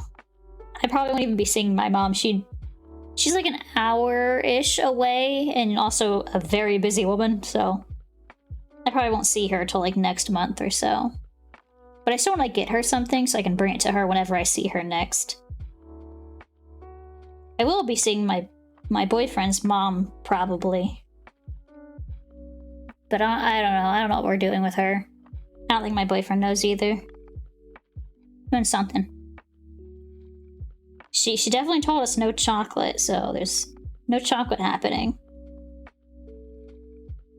Don't know what else to do. Flowers, I guess. It feels kind of lame. I want to get her like actually something good though. And coming up with stuff to get people is actually very hard. I don't know if anybody else has this issue, but like I can't think of things. I'm like, I don't know. I feel like if they want anything, it's either too expensive or they already have it. What are you K's doing back there? Doing something all right. Same here. Yeah, it's just, I don't know. It's such a hard thing to just think of stuff for people. And it's almost like the better I know them, the harder it is. You make them things, but it takes a very long time. Yeah, if I have the time, I try to make stuff. Like for last Mother's Day, I think I drew my mom a picture, and we eventually got it like printed out and hung on the wall. God, when I put it like that, it sounds like it sounds childish almost. Like I drew my mom some stick figures, but now like I drew like a full, like, you know, fully rendered and shaded, like I think, was this Mother's Day or was this Christmas? I don't know, it was like a fully rendered, like, you know, it's like a picture of like a drawing of like a wooden sign, but it was black and white. And on that sign was engraved my mother's name, my name, and my little brother's name. I don't know, it looks nice. Obviously I don't really show it around because it has, you know, our names on it.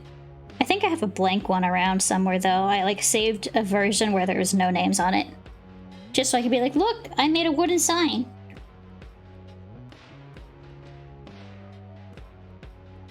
I could probably find it really quick. Hold on. Give my little fingies a break. This file, that folder. When did I make this? This was like... Sorry, I'm like off screen because I'm basically at a different desk right now. I think it was 2020? 2019. 2020? I'll look through both. I have all my art separated by what year I drew it, which is very handy sometimes. But also sometimes I don't remember what year I drew things. I drew that for my little brother. Where is the sign?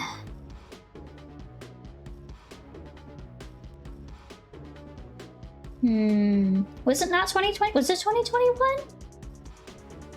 I feel like it was. I know it was. Okay, it was. Yeah, it was 2021. Alright, let me just open this up. And then put it like that. And then we will flop over here. Wow, look at me. Let's see if I can get rid of that. There we go. That was like the base of it. So like the top one I think was my mom's name. The middle one was mine, and this... No, wait. The bottom one I think was mine. The middle one was my little brother's. But you know, obviously I took out the names because I don't want to just give our names on the internet. But yeah, I don't know. She really liked it. I have a sibling? I do. It doesn't really feel like I have a sibling, but I do. Alright, let me swap back over here so I can close those windows. Bloop, bloop. But yeah, he's like... Oh god, how old is he? I think he's 6 this year. No, wait, he turned 6 last year, so I think he's turning 7 at the end of this year. Does your sibling also have whiskers? You know, not yet, but, you know, we'll see what his future has for him. It's a beautiful picture. Thank you, thank you. Yeah, I spent a lot of time rendering out that sign. So, yeah, it's definitely... It looks very beautiful on her wall.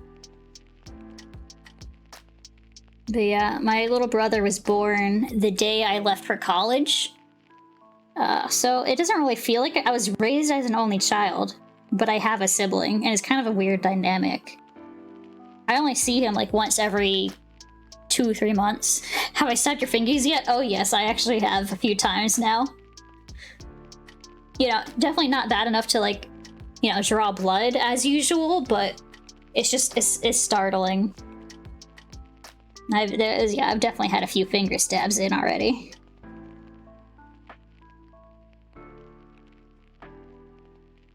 Now my fingers are itchy. Just talking about my fingers made them itchy. It's also a weird feeling having itchy fingers. That's a part of my body that doesn't really itch.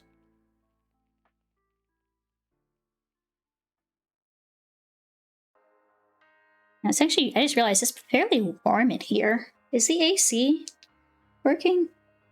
Yeah, it's working. It was on when I came home.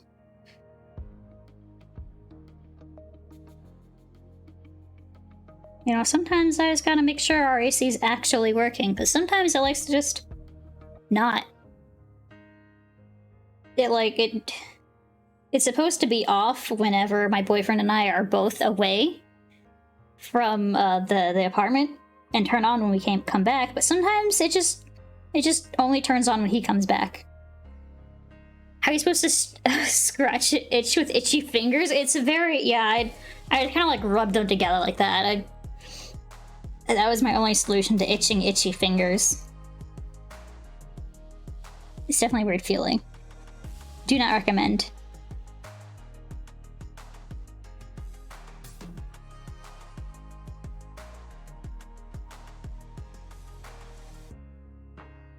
Alright, let me...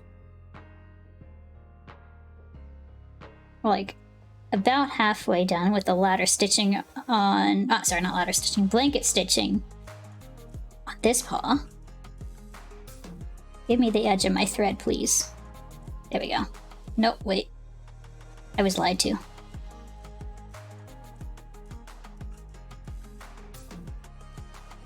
There we go. Careful, I might start a fire rubbing them together like that. Oh my god, you're right. Also, hold on, I'm hearing suspicious sounds from my little kitties. What are you doing? Where are you? What's going on? What are you doing over here, buds? Huh? Do I need to turn on the cat sprayer? Do it. You know I'll do it, but yeah, were you being a naughty boy? Or... Okay. I'm sitting back down now. My cats were being a little too suspicious by the dining table. One of them likes to jump up on top of it, and he's not allowed to because we have a real wooden, like real wood tabletop. Which means we try to take good care of it because it's real wood. It's very beautiful too. It's walnut wood. And like it's very beautiful. but we try to take very good care of it, and little kitty claws are not good for tabletops. So we have like an automatic cat spray thing. So, you know, it's like a motion sensor. If it senses motion, it sprays. Although, normally it does a couple test sprays. I'm not hearing it. So the batteries might be dead. I might need to replace the batteries.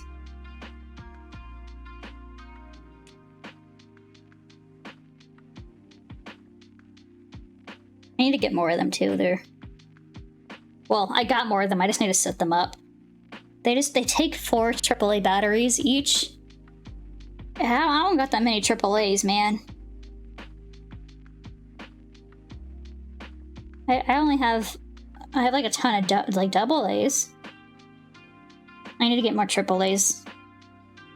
I do have a really cool charger though that so we use rechargeable batteries, but it can charge AAAs or double A's, and it's pretty great. You just slide them in, just charge them up, and then the little light turns green when they're ready. You just pop them out. I need to get more AAAs at some point. At least they're not quadruple A batteries. My God, you're right. I need to also find. Oh God, what are they? I think I need to get D batteries. I need to look what kind of batteries for sure. But I think it's D batteries for our automated cat feeder. It's like our cat feeder plugs into the wall, but if we ever lose power, it'll default to batteries, and we don't have any batteries in there right now, so it defaults to nothing. But if, since my boyfriend and I are taking a trip in a couple months or so, I want to make sure that if the power fails, they're still going to get their food. Because 18,650? Yeah, definitely. That battery.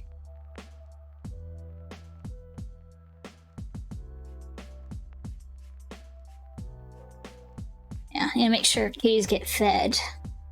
We have a lot of automated stuff, and it's pretty fantastic. We have an automated cat feeder. We have an automated kitty litter scooper. Kitty litter doesn't scoop technically; it just dumps into like a waste bag below. Automated cat litter box, I guess, is a better way to describe it. And then it's like in general, we have a lot of automated stuff, you know, like voice assistants and lights that are connected to the voice assistant that are also on their own routines. So they'll turn on and off at appropriate times of the day, or brighten or dim. Like they'll brighten themselves during like the middle of the day. But then they'll dim once it gets in the evening, you know, start getting the sun down. Don't need those bright lights. But, you know, you need at least a little bit of light. But you also want to wind yourself down for the day.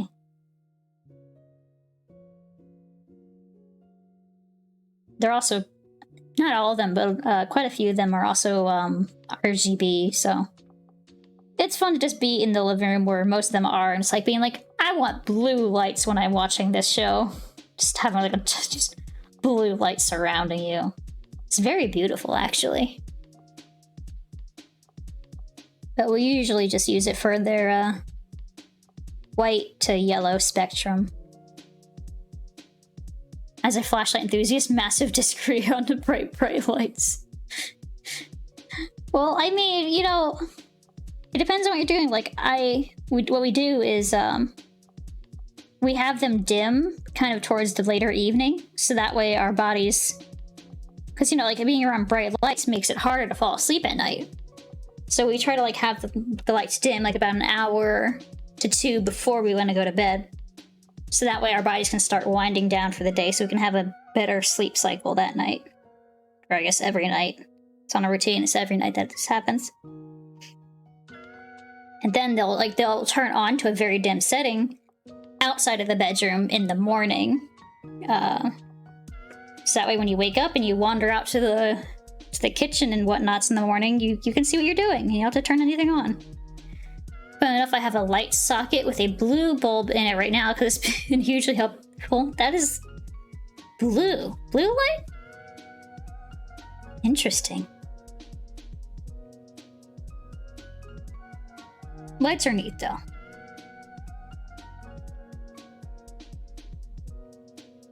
I wonder why it helps. I don't know. Lights are cool, though. I agree, lights are amazing. Right now I have everything just bright white because I want my camera to be able to see things. Alright, we're done with this foot. Snip it. Alright, yeah, looks like the Ziggy Zaggy is Ziggy Zaggy. Exactly what we wanted, so we got one more foot left. Stream crashed on your end? Oh no! Hopefully it's not crashing on my end, is it? CPU's a little high for some reason, but... I'm back. Welcome back! I'm good? Okay, yeah, I don't know. For some reason lately, OBS has been doing a lot of dropped frames in my streams, and I don't really know why. I guess a lot. It's a lot. It's 0.6%, but I don't know. Usually it has 0 dropped frames, but the past 2 streams it's had quite a few, and I don't understand what's causing that. But it looks like, for the most part, everything's fine. I just want to figure that out, because normally I have exactly 0 dropped frames, and it's amazing. But I have, right now, I'm sitting at 2,459, which is 0.6% of the frames. And I always miss when it happens, so I don't know if it's like the internet being weird, which it very well could be. We had the internet just hard crash a few days ago. Like, it just stopped. And it booted itself back up, but there was like no power flicker or anything to cause it, which was a little weird. It's never done that before, so maybe I should check with our service provider, make sure everything's all good on the back end. I should probably do some speed tests as well. Because I haven't done that in a while. But it seems like the speed is fine. But maybe it's not fine, you know? Maybe whatever crashed our internet that day caused some weird stuff. There was a huge drop in service for a ton of people the other day. Like, all of Steam went down. Well, it does that. I feel like it does that like every Tuesday. It goes down. But yeah, I don't know. There's definitely been some fungus stuff going on. What's really funny, I guess, funny depending on how you look at it, is when Amazon Web Services, AWS, goes down. And it's like, Netflix is down, Facebook, I think, also down. Everything's down. Discord down. It's completely random on a Sunday. Oh, interesting. Was it Sunday that this happened? It was Sunday. It was actually, yes, it was Sunday afternoon when this happened, so I wonder if they're related at all. Casually take down the entire internet. Yeah, just super casual, you know. You know, Amazon Web Service, it's both amazing and amazingly scary with how big they are and how many services rely on them.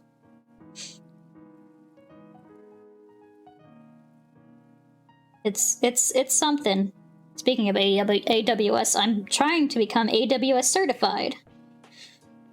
I've not been great about taking my courses for it, but I'm trying to somewhat keep up with it.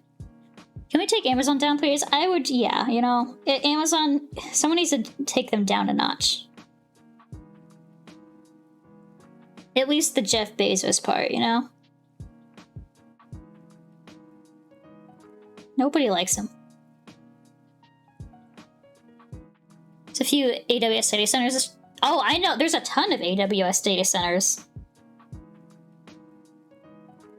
So you go just like, I guess depending on where you are, but you just go a little bit to the, wait, directions, northeast, southwest, I guess to the west-ish. It's just data center county.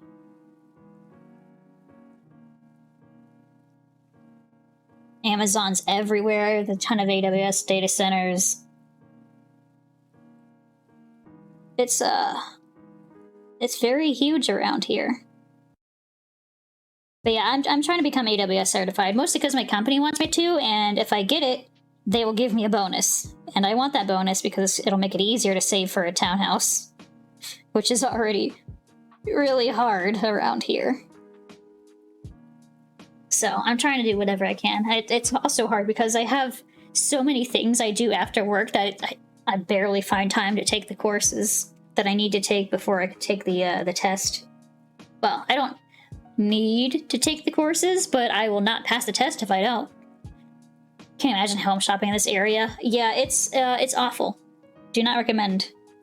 But I am so sick of living in apartments. I've lived in apartments my entire life, which, you know, basically means every place I live, it's rooted in my brain that it is temporary. It is not a home. It is a place that I live for at most a few years before I live somewhere else. For a while there, it was less than a year that I was moving between apartments. But, you know, it's just, I don't know, it's just something about, like, just having that, this isn't a home, this is a temporary living arrangement. It's kind of draining in a way. But also the fact that I'm paying a ton of money in rent for a one-bedroom apartment, and on top of that, I have to pay monthly for pets for no apparent reason. And, like, all this money is just going to these people. Like, sure, they provide services like pest control, and, like, they pay for the maintenance and whatnot. But pretty much for the most part, that money is just filling up some cushy CEO's pockets. It's not really benefiting me at all. I'm not getting anything out of it other than I have a roof over my head for now. And they can raise that rent every goddamn year, or however long the lease is for people. For me, it's a year, usually. Like, our rent went up 10% after negotiations. It went up 10% this year, which is awful. And they can completely do that. That is completely within their right, because, I don't know, fuck renters, I guess. It's all about the landlords. You were kind of the opposite. Suburban hell was draining me for life. Finally living my own apartment, changing my life for the better. Well, it's okay. So it's one thing to live in your own place versus your parents' house. I 100% get that. I would much rather live in my own apartment than in my mother's house, or my parents' house, or a relative's house. So, like, there's definitely that difference there. I mean, even hell, I don't know if I'd even want to share a house with other random people, like roommates. Which, I mean, I'd probably be better with roommates, but I also rather just have my own home, just me and the people I deem worthy. So it's like, I don't know, there's definitely a solid difference there. 100% I'd rather live in an apartment than with my mother. I mean, I love my mother, but, you know, living with relatives drives people crazy. You know, you feel limited. It feels like there's not much room to grow as a person when you're stuck with a relative. You have more room to grow when you're on your own. Usually. I mean, not every family is the same, but for at least my family, I can grow better when I am on my own.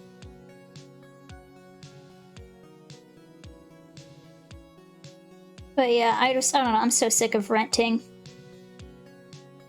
So sick of apartments. You know, you always got people above and or below you. Well, it's not always above or below. One or the other or both. You gotta always be mindful of them. You gotta deal with all the noise. You gotta deal with some places you have to do, like, inspections to live there. Like, you know, they come into your own home and make sure that you are sanitary enough to live there, I guess. I don't really understand. I've never lived in a place that did that, but I understand that is the case for a lot of people. I don't know. It's just, I don't know. I want to just have my own place. I want to be able to just paint the walls whatever the hell I want. I want to be able to knock down that wall. I want to be able to rip up the tile and make my home something that I enjoy looking at. You know, in apartments, you get that weird ivory-ish white wall, white trim, buy your own appliances. Hell to the yes. I would love a goddamn fridge with a big enough freezer to actually fit food in it. We have, like, okay, so I can fit food in my freezer, I just can't fit much food in my freezer. It's like half of it is the ice bucket. It doesn't dispense ice, like, you know, out the front of it. It's just like a bucket that catches the ice, and you have to take the bucket out to, like, get ice into your drink and then put it back in. I would love a fridge that just had enough freezer space for, like, frozen meals. So I could, like, stock up on, like, a week of frozen meals and not have to worry about the space. Go one further and buy a chest freezer. I mean, yeah, that's also, I really want a chest freezer super, super bad. Like, what I want is I want a fridge with a good freezer so I can store immediate consume, well, it's not immediate, but soon to be consumed foods. So, you know, that's like frozen lunches for work or like frozen meals for dinner. And then I want a chest freezer for long-term storage. So, like, meat's on sale today. I'll stock up on meat and put most of it in the chest freezer. Yeah, I definitely know that chest freezers are very efficient with their energy. Because of how they're made and stuff. And it's just, I want a chest freezer so bad. And I also want to be able to have a grill. I want to be able to grill my own food. I want a smoker so I can smoke my own food. Drew wants to get a pizza oven. Oh god, I forgot what the name is called. It's like this Uni? Is it Uni? I think it's Uni. They make like little tiny, like little pizza ovens. And he makes really good pizza. And if you had a pizza oven, yeah, it's like the one that you can just like pick up and move around. It's like the little like tabletop one almost. It looks so good. We want that. We want so many things you just can't have when you're renting an apartment. Like you just can't do that. And like sure, you could rent a townhouse, but that's hella expensive. And if I was renting a townhouse, I'd rather just own the townhouse and pay the mortgage as my rent, you know?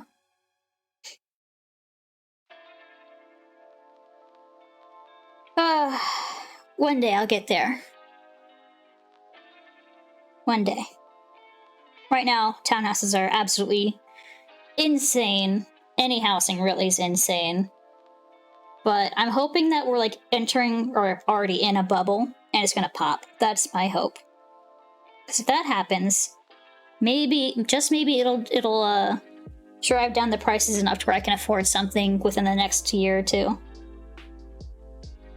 All it'll take is a partnership on Twitch. Oh, hell yeah. You know, with their recent dropping their, I guess it's not even every partner that had this, but you know how some partners had like a 70% cut of the like subs and stuff. Now they're getting reduced down to 50 like everybody else. I feel bad for them. It's pretty clear that Twitch is just trying to suck as much money out, or I guess technically Amazon's trying to suck as much money out of Twitch as it can. It's definitely not been profitable for them, even though they paid like, what, like $1 billion or so for it? Some amount of billions. I don't know, it's probably some crazy number. I hope that, for That So Bad, my ADA apartment originally went for $1,100 a couple years ago. Able to lock in for $1,400 for 2 years. Now the apartments around me are $1,800 for studio and $2,100 for a bed. $2,000. Yeah, it's about the same here. We pay $2,000 for our one bed, but I'm sure that's partially because it would have been more expensive for them to, you know, have us leave, have to clean it, have to find a new tenant. Even if the new tenant would be paying, you know, a couple $100 more per month, like it'd still be more expensive for them. Because we pay $2,000 right now for a one bed. So like, I don't know, it's not too far off, but it's, yeah. Not worth the possible risk of a bad tenant, yeah. Yeah, so they just, you know, they were trying to raise it 13%, which I forgot what that equated to. But we negotiated it down to 10%, which is roughly $2,000. And even that 13% was a reduced price according to them. I looked it up. It was basically the same price as one of their, like, as if we freshly moved into a new apartment with them. So, you know, called them on their bullshit. And they're like, okay.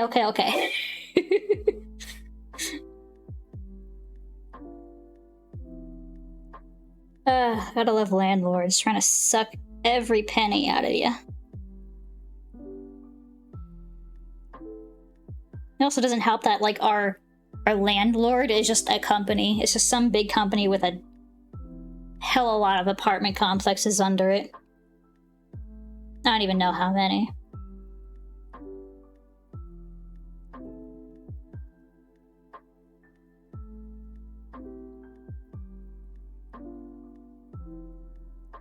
What time is it? Oh my god, it's like already 8:50 almost. Jeez.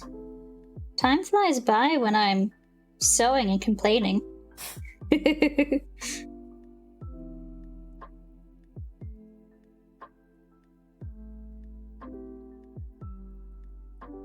Yeah.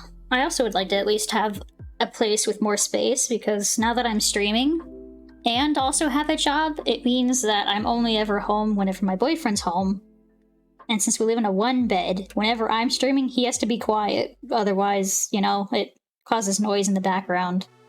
And I feel bad about that. You know, I want him to be able to do stuff like cook food or watch TV or something while I'm streaming, but it's just not possible right now. You know, so if we had our own place, I could have like my own streaming area where I can stream without having to bother anybody. Yeah, it makes me sad. Like, he says he doesn't mind, but also at the same time, I'm like, but I don't want to. I don't know. It makes me feel bad. I want you to be able to do the things you want to do and not have to worry about my stream.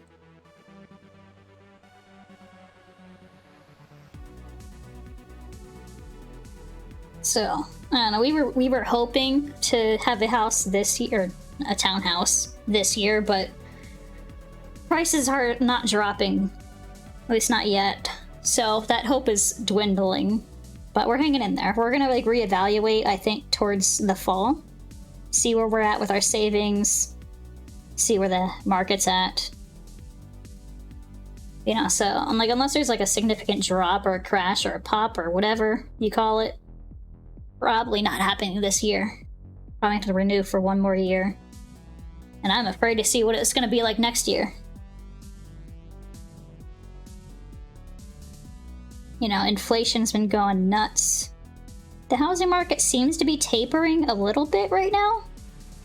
But, you know, not enough to really make a difference. Free for the pop, yeah, really. Even at work today, everybody was talking about the housing market. They're like, do you think it's gonna pop? It's gotta pop, right? It's such a huge bubble. There's no way it can keep going like this, right?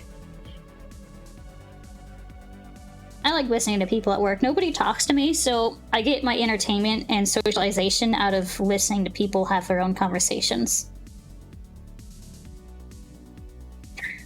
It's kind of sad to think about. Nobody talks to me at work. I sit in my little cubicle and I do my work and I attend the online meetings we have, and that's it. So the only time I really talk to people is during the online meetings.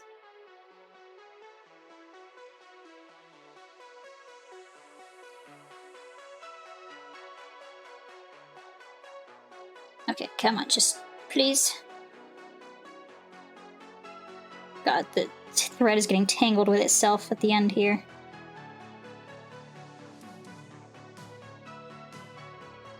Come on. Come on. Okay, I gotta get this knot out before I keep going, because this is not gonna work. Oh, I see what happened. A little piece of fuzz got stuck in the thread and got it, like... It's, like, wound so tightly around these two pieces of thread that it's, like... I don't know, it's, like, stuck in there.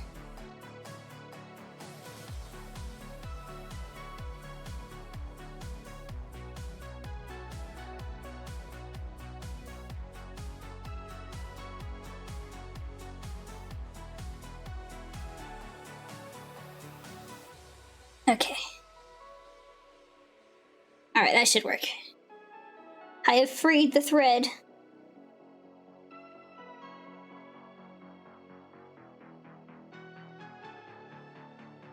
Now let's get it unstuck from the edges of the fabric.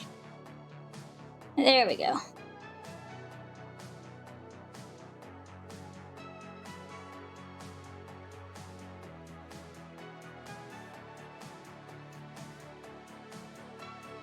Whoop. Almost done with the basting stitch on this toe. I guess foot. It's not exactly just a single toe. Could be a single toe if I made it that way. Just sew all of the little toes together into one big toe. That's what paws look like, right? There's one giant toe.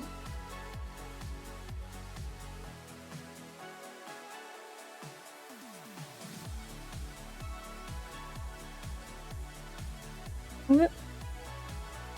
Trying to make sure I'm putting the stitch in the right spot. Don't really talk to many people anymore. They all become one-sided conversations, so you just stopped. Yeah, I feel that. Honestly, I'm not a great communicator, so like, I don't know. I have like this weird thing where I just cannot reach out to people first. Like, I don't know, unless I actually like need something from them, I don't know, like I'll think about that person, I'll be like, you know, I would like to talk to this person right now. I say nothing. I don't know how to start conversations. I only know how to work with people starting conversations with me. Socializing hard. But it's okay. Post-pandemic, turns out a lot of people ended up being bad at socializing.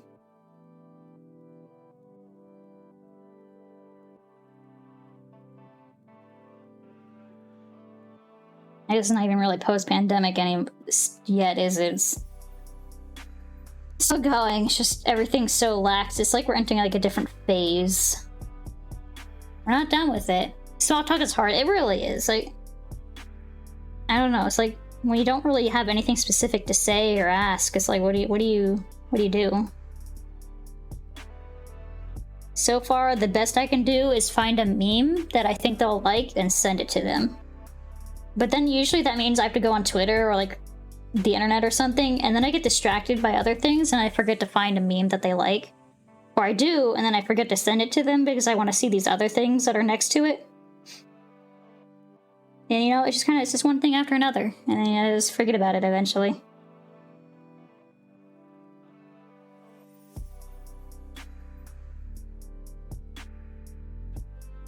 The internet's a very distracting place, which is pretty great. Sometimes. It's great when you want to distract yourself from whatever.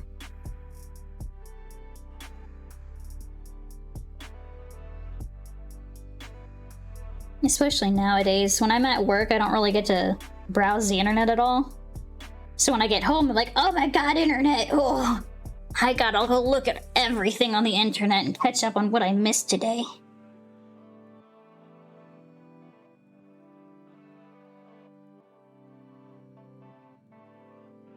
But it means that when I'm at work, you know, if I have work to do, I'm productive. Don't always have work to do. Not a person that really likes memes. They're too short of a laugh. Yeah, they're more of like a chuckle kind of a thing. Or sometimes like a what the hell, what the fuck sort of a thing. I like sending cursed memes. So I send people stuff that are like, what the hell? What the fuck is this? Oh my god, what? You know, I really like to make them question why they talk to me.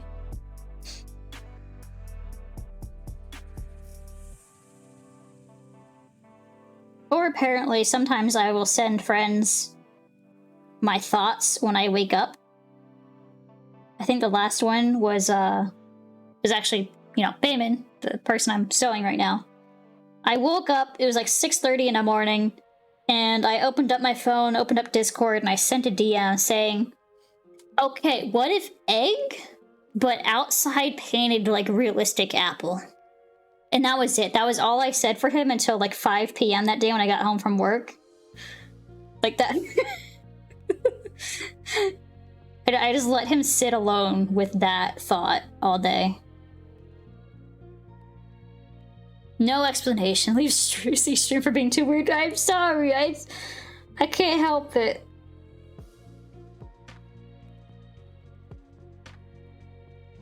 For some reason, that was like the first thought out of my head when I woke up that day. And I don't know why I shared it with Paimonxx specifically. I had no reason to share it with him. I just did. I was like, my brain was like, yeah, let's share it with this person. This person will appreciate my thought of egg, but painted like realistic apple. So I had a phone call? Well, I hope your phone call went well. I personally dislike phone calls, so, you know. I can't help but pace around when I have a phone call. I stand up and I start walking really fast, back and forth, back and forth. It just makes me so anxious.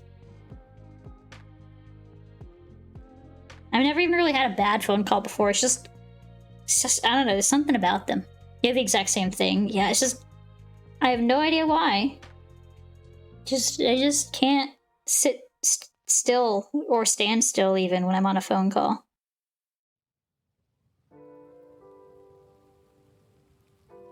It's probably some sort of anxiety thing. I don't know. Can't sit and talk on the phone unless my phone is at like 5% needs to charge. Okay, yeah, same. If my phone needs to charge, my charger is by my dresser, so I just like stand next to my dresser. Usually fiddling with something on the dresser or like shifting my weight between my feet all the time. Alright. Basting stitch. Done. Let's check. Ziggy zags do zigzags. Can confirm. Let's trim off the excess and then I will blanket stitch. You have to be a standard because I don't have enough chairs to have a charging chair. If I wanted to, I could have a phone charger by a chair. It's just, I don't know. I don't.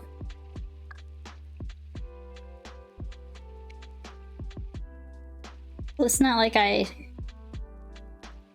like the only time I'm like sitting down on my phone is either at my computer desk, which if my phone's dead, I can just look at my computer and use the computer. Or when I'm in bed and if it dies, it's like, well, I should be asleep anyway, so I'll just like get up and put it in the charger, then, you know, from there, go to bed. I feel like I've had this exact same conversation on stream before. Is anybody else getting deja vu? Has anybody else had this conversation with me? I feel like I have with somebody. So I have a tiny charging brick by my bed. Yeah, like, I don't know. I try not to use my phone in bed at all. Just because, you know, sleeping makes it harder to fall asleep if you're on your phone before bed. So I try to avoid it if I can. But sometimes it's just really boring waiting for Drew to finish getting ready for bed, you know? And I just like sit there and I'm like, alright, time to browse Twitter.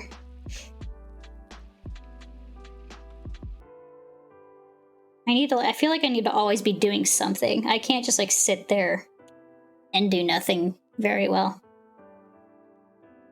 Like I can, I 100% can do it, it's just I hate doing it. I like to be doing something. You have the weird opposite problem where I can't sleep without your phone? Oh, interesting. Yeah, I don't know, I used to definitely browse my phone in bed all the time. But I guess as I gotten older, I just stopped. Not like addicted anymore, so like I start using my phone and conked out like 5 minutes later. Oh, I'm yawning now. Whew. Talking about bed and sleep, getting me sleepy. It's like 9 p.m. I usually don't go to bed for like another hour and a half or so. But I want to blanket stitch this. Maybe cut out the tail. And see if we can get the tail sewn together before we end.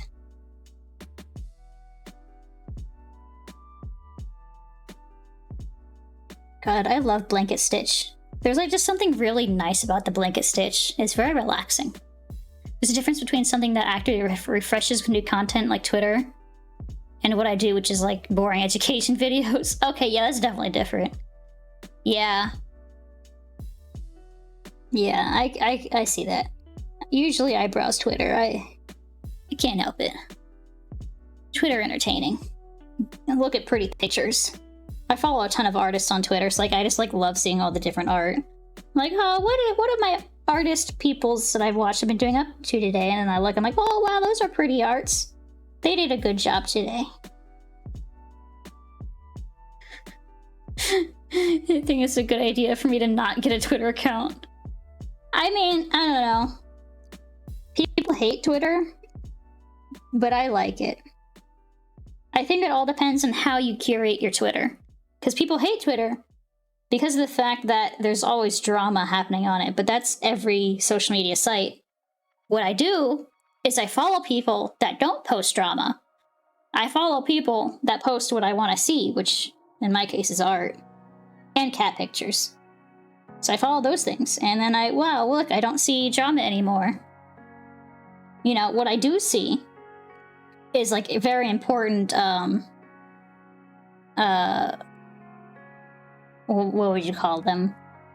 Alerts, I guess, about certain people. You know, people that you should actually, like, you know, be warned about. You know, stuff like, this person scammed so-and-so, avoid them as a client. I'm like, okay, good to know, because I do take commissions, and want to avoid people that are active scammers that have scammed many artists. Or vice versa, you know, artists that have scammed many people, so I can know how to avoid that artist. That kind of thing. Yeah. Yeah, in general, like, you know, social media is what you make of it. You definitely don't want to, like, stay on it all the time. It's not good for you. I browse Twitter just, you know, for a little bit each day. Usually when I get home from work, or, like, in the mornings before I go to work. That's usually my Twitter time. Whoa, late stream Pog. Hello, Derpy Twitter. Welcome, welcome. Yeah, going a bit late today. Mostly because boyfriend gone on business trip, so don't have to really worry about anything. Just going as late as I want to go. Which, you know, I still want to try to get to bed at my usual time, so I'll probably end around 10. Unless I finish what I'm doing early, which I doubt at the pace I'm going. I'll be lucky to finish what I want to do before bed. Getting these little paws sewn on. We got the back paws on, and we got the front paws almost on. I'm working on a blanket stitch for one of them. 57 minutes from now. For the international viewers, yeah, for anybody not in my time zone, it's in about an hour or so. 57 minutes to be exact. So what I'm hoping to do in that time is finish blanket stitching this one, get the tail cut out, sew the two tail halves together, and maybe try to attach the tail onto, like, the back end somewhere. Actually, no, I should wait to attach the tail for the end, because I'll have to flip it out, and it'll be a little weird to... Okay, never mind, I won't attach the tail now, but I will definitely sew the halves together, or at least attempt to before bed.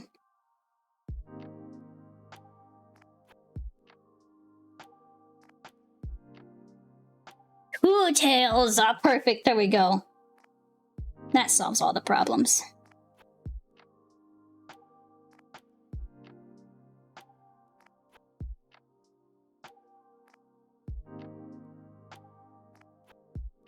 What is it? That new Sonic movie's out, isn't it? I don't really care about Sonic all that much, but, like, if it ends up on, like, Hulu or Netflix or whatever, I'll probably watch it. I watched the first one, and it was pretty decent, especially for a video game movie. For a video game movie, it was amazing. Regular movie, still pretty damn good. Enjoyed it. Would like to see, oh, what's that actor? Jim Carrey again.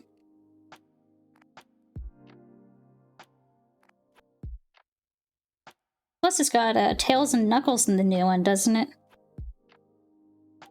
I'd like to see how they did those guys. I don't really know anything about their, like, actual lore, but I don't know, they seem cool. They seem like cool characters. I know Tails is, like, some kind of, like, mechanic sort of engineer character. Knuckles, I think, is just, like, I don't know, like, just fighting stuff, I guess. I don't know. He's got Knuckles. He can brawl with people. Throw his physical strength around, maybe. And, of course, Sonic. Gotta go fast. Spoiler, Sonic is in it. Oh my god, I can't believe you're just spoiling the movie for me like this. I didn't even know Sonic was gonna be in Sonic 2. And then I think that's literally just called Sonic 2, isn't it?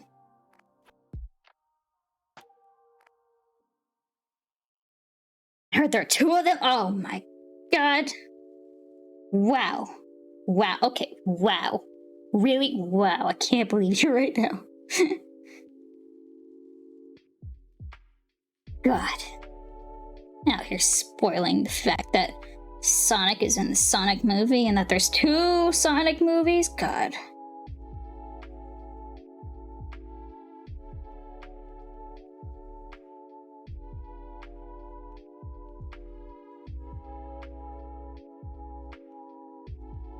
Okay, my thread got tangled again.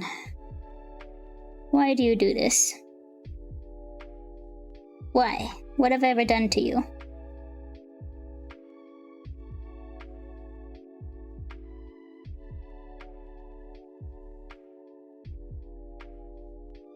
Okay, what's going on here?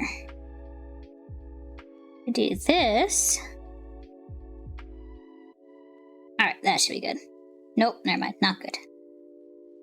Ah! I hate it when my thread tangles, especially when I've gotten so far. I'm like halfway through. I don't want to have to redo it. Please.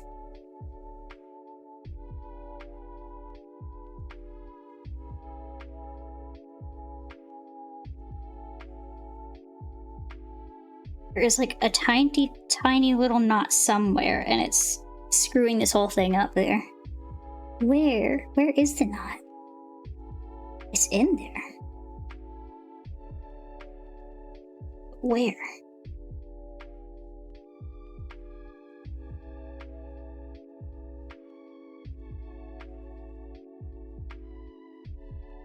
Ooh, I think I might have found it.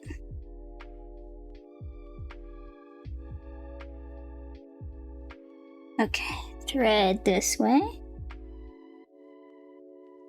Then, where does this tangle down to? Okay, then we go this way. Sorry, I'm probably pulling this off screen. I'm just trying so hard to untangle this tiny little knot.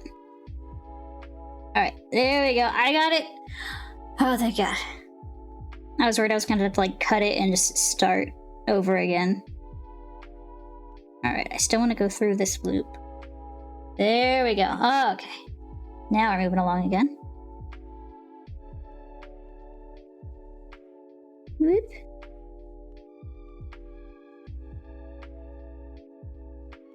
Keeping an eye on that little loop there. God. Didn't realize those little loops were gonna try to betray me like this. Just putting my little heart and soul into making them, and they just turn around and try to steal my thread.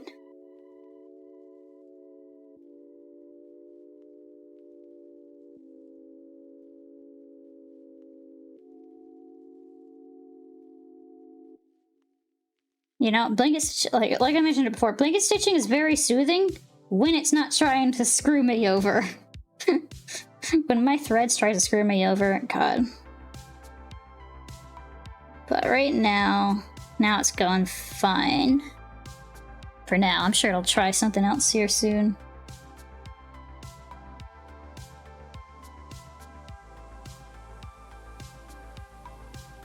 Okay, what do we got? We got tippy top.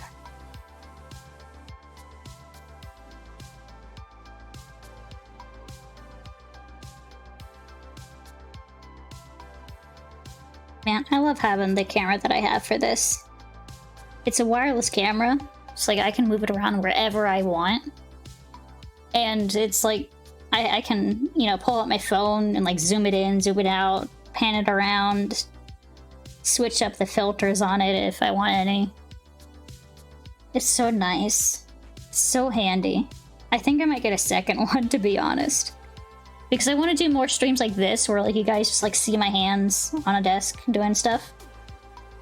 And like it's very hard to get the camera just right. You know, like there's like a lot of little like funky angles I gotta get it to be in to see the desk in a good way.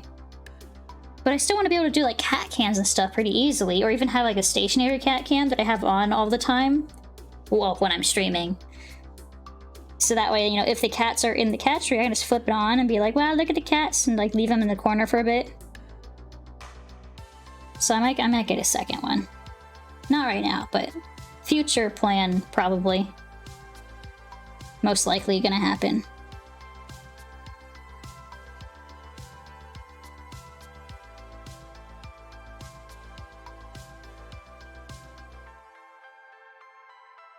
Just something so magical about having a wireless camera.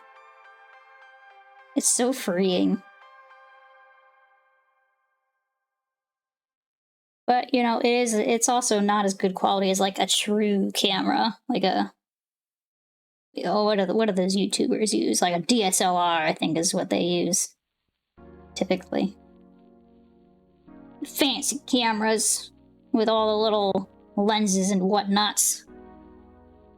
But I guess since I usually don't do, like, real-life streams, it's not as big of a deal. So typically this camera would probably be more than fine.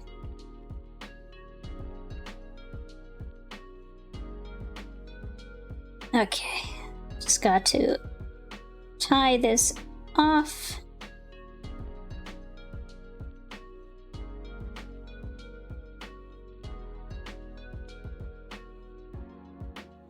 One more for good measure.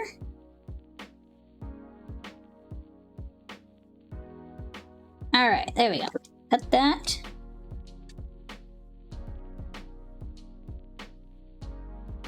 Plop my needle back in the pin cushion so I don't lose it and stab myself later. There's our ziggy zag. A nice ziggy zag. Okay. Now we got the feetsies. I'm not going to bother with like attaching the two halves together today. I'm probably going to do that off stream just because it takes a lot of fiddling to get it lined up right. Like, you know, I did these back legs off stream. Like I sewed up the zigzag on stream, and then afterwards I just kind of lined everything up and got it sewn part of the way. I left the toes open for now. So I was testing a few things, but I'm probably going to sew those off stream as well. So now we got a bit of time left, so I'm going to try to get the tail cut out. Which, like I mentioned earlier, I want to try to do that with fur fabric. So I'm going to put that over there. I'm going to zoom you guys back out because I'm going to need some space. Oh, and Drew sent me a picture.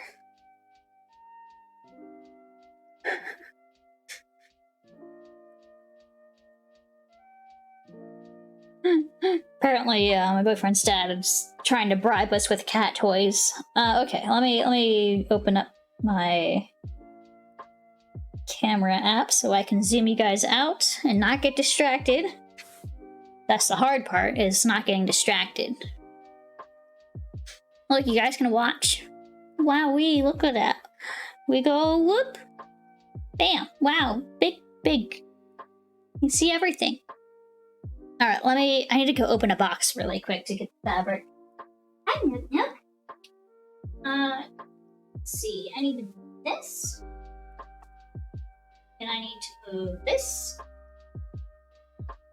I need to move these things. There's a lot of movement going on back here, guys. There we go. Yes, Code, it's your favorite time of opening the box.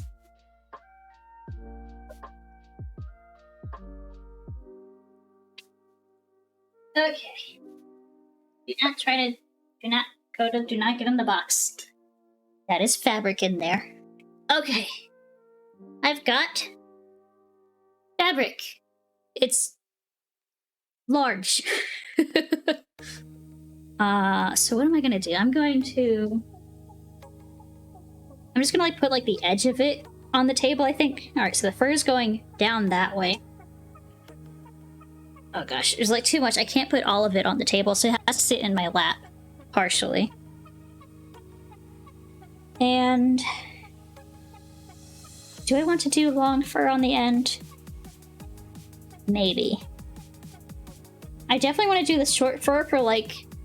So on this pattern, you can kind of see I have like a sectioned off area. This top part, I think I want to do long fur. And this bottom part, I want to do like medium fur, which is what I have right here, right? Short. I don't know. I'm trying to decide if I want to do that. Still want to do that with this tail or not. Because it's going to be against Minky, which is very, very short already. So this might look long enough. And the long fur might look too long. Well, I guess I'll just try it out with this. Like a full tail. And if I need to, I can just chop off this part of the fabric and then put, you know, a long section of fur right there. Alright, I'm just trying to like unfold this enough so I can trace the pattern. And it's a very easy shape. And we only need, you know, one of each side. So this is pretty quick. Alright, so I want to actually angle it a little bit. Maybe? Nah. Well, nah, I'm going to keep it straight this way. Because, you know, with this, you gotta really pay attention with the direction of the fur. I want the fur going that way. Trace it with my fabric chalk.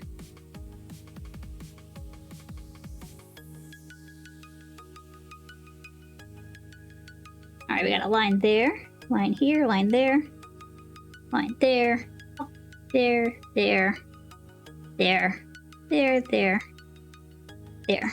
I just realized I'm not going to be able to trace that on the other side because it's one-sided print. Oh well. Hello, Foxcaria. Welcome, welcome. How you doing? We're tracing out the tail right now on fur fabric. We're gonna have a fluffy tail. And it won't fit all the way on my desk, so we have like an awkward... Like it's sitting in my lap while I'm tracing it. Let me actually zoom you guys in a little bit. It's like actually a weird focus going on here. Let me just like... Maybe like that. Like this. I think like right there is a little bit better. Doing pretty good. That's good. Glad to hear it. Alright, let's get the second tail. Ah! Oh, whoa! Wow, look at my neck. I feel like a giraffe with that. That's a good one. I like that one. Cat skins are always fun and startling, and I never know what to do with them. But I like them. Alright, just get this last little slice down there. Alright, and I can kind of see through this, where the lines are, so I'm just gonna plop those in. Didn't realize I could see through this paper. I think that's one. No, that's not one. This is one, though. Okay. We got our tail. Long cat, also known as snake cat. Oh god, you're right. I forgot to get my box cutter. Okay, I will awkwardly fold this back up and put it in front of the camera. And then I will be right back with a box cutter so I can cut this out.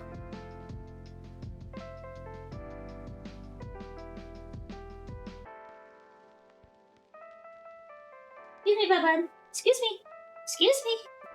Excuse me, buddy. Thank you. Okay. I got my box cutter. Now I gotta get this back off the table. Carefully lay it back down. So I don't want to rub off the chalk I just drew on it.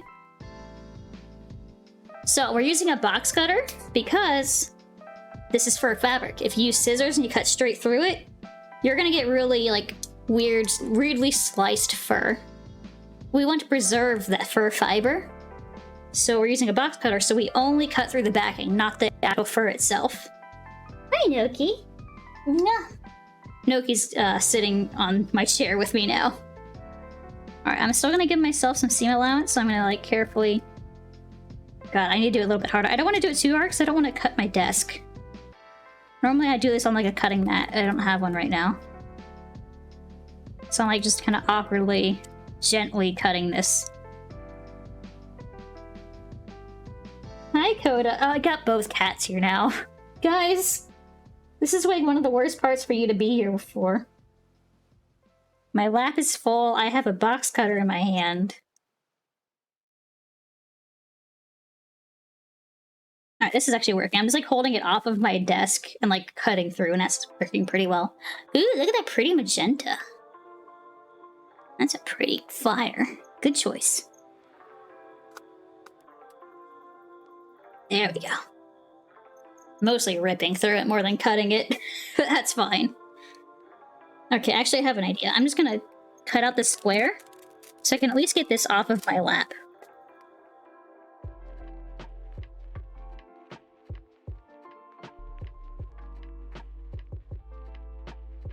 Noki, please. That's not a good place. Okay, fine. That's fine. God, my cats are starting to get into food begging mode. So they're just like gonna crawl all over my chair now.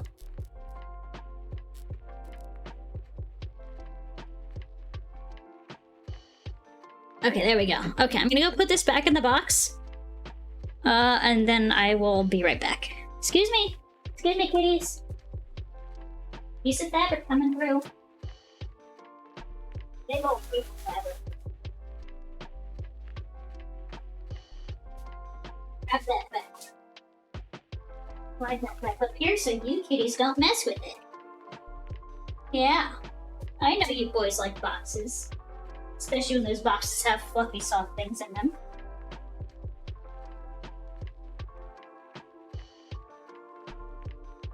Okay, put all that back. Ugh, my nose is so itchy. I'm back! There's no maroon fire? Oh god, that was a fire color I was supposed to do, wasn't it? One day I'll remember to actually make it. I feel like I wrote it down at one point, and then I've lost the sticky note I wrote it on. Oh well.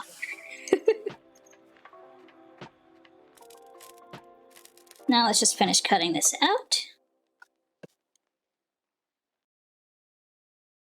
I'm trying to still figure out how to cut this. There we go.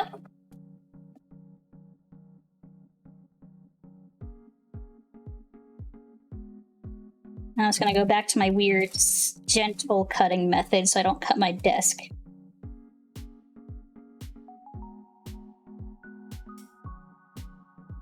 You know, if this blade was sharp enough, this would be no issue.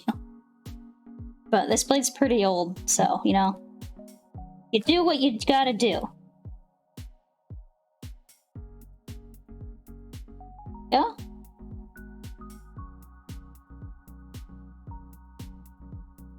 Okay. Nope, not quite.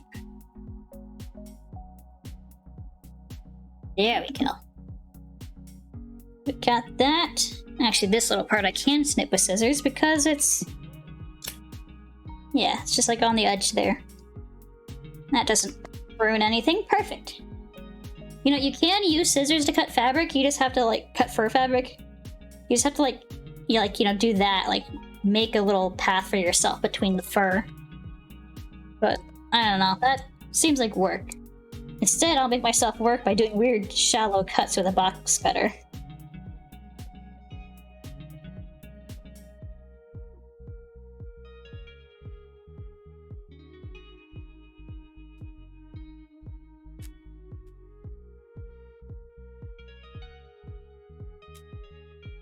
Yeah. Getting there, getting there.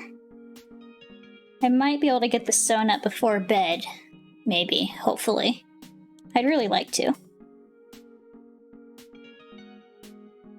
Once I get it all cut out and, like, laid out next to each other, I should not take too long. So I can just plop this on the machine and just zip right through it, ideally. But sometimes machines are a little finicky with fur fabric. They don't always play nice to each other. There we go. Let me grab my brush. I have it just over here. Whoop. Another tip, when you're using fur fabric and you're cutting it, it's gonna shed a lot, so it helps if just take a brush, like a little wire brush, and just kind of get those edges. Just kind of brush out those edges to get that loose fur into your brush and not into your mouth, or eyes, or nose, or lungs. Really, it goes into everywhere. It goes everywhere. There's no stopping it. Okay. So that'll help with that. Put that there. We'll cut out the other half.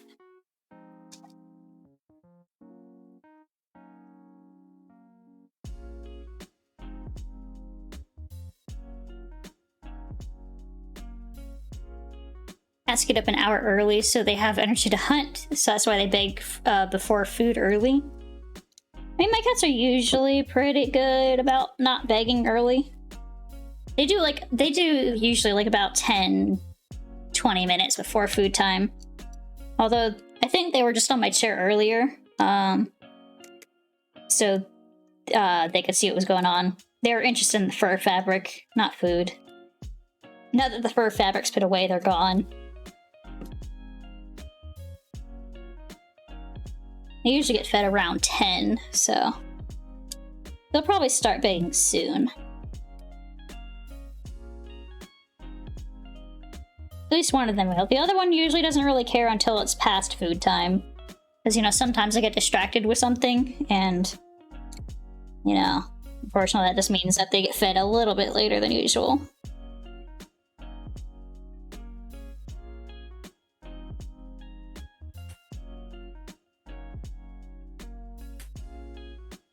Yeah.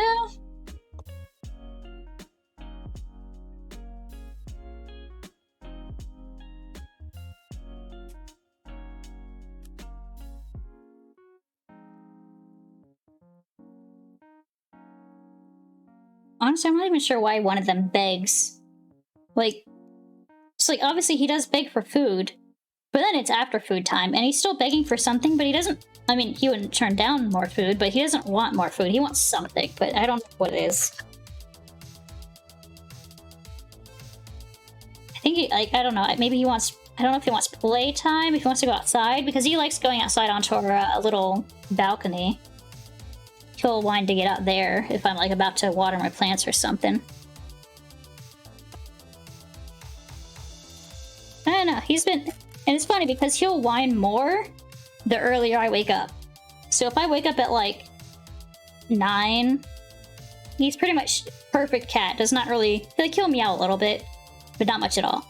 I wake up at like 6, all hell breaks loose. He is meowing up a storm and begging like his life depends on it. It's very weird. You would think that he'd whine more the later food time was, you know. Or I guess later breakfast is. I don't know, he's very odd.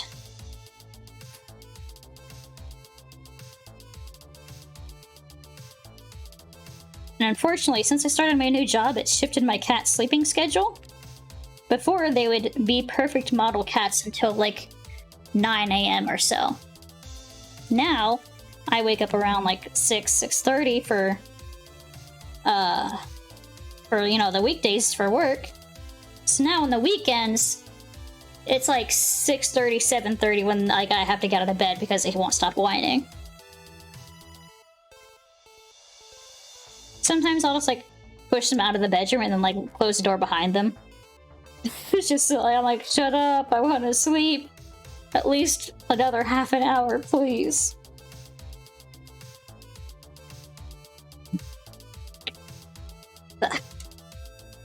So yeah, I'm usually up pretty early on the weekends. Even though I don't really want to be.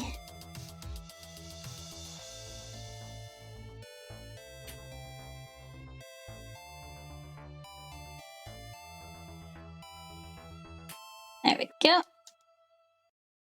Ugh. I got like cat fur, faux fur like everywhere right now.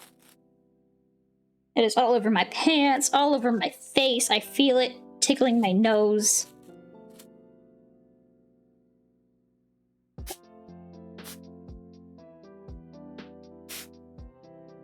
Just like gather up those fur fibers. Gonna close the box cutter. Now we got our 2 tail pieces. So let's just try to line them up as best as we can. I'm gonna use my little clips here, my little sewing clips.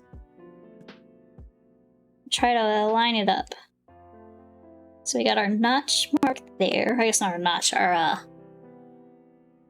maybe, I don't know what you call it. A little mark to make sure I line it up right. Let me zoom you in a little bit more. Maybe you can see the lines if I zoom you in.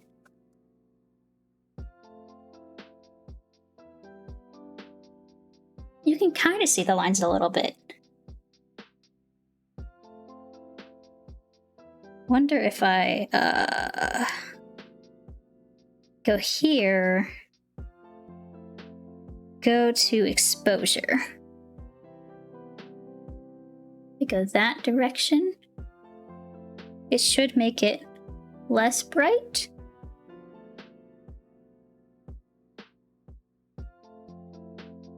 It's supposed to be making it less bright, but it doesn't really seem to be making much of a difference. Oh, nope, there it goes. I don't know. Okay, maybe not that one. What about this? I go custom. I don't know. I should probably put it back to auto before I do anything. Normal.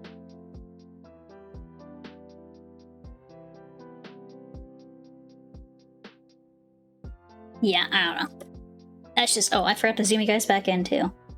Sheesh. Forgetful streamer. There we are. Nope, not there. Sorry, my thumb swiped the edge a little bit. Right there. You can, like, see, like, a little hint of lines right there. I didn't make them very dark, just because I don't want them to stay there forever. Why did you zoom back out again? Excuse me? I did not tell you to zoom back out. I told you to zoom in and stay there. Rude.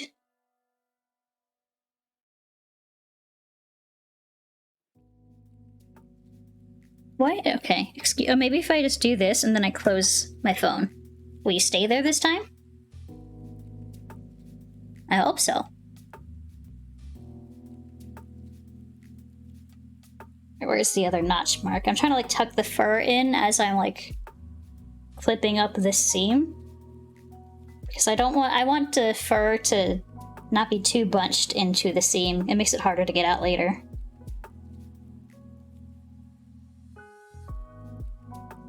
Okay.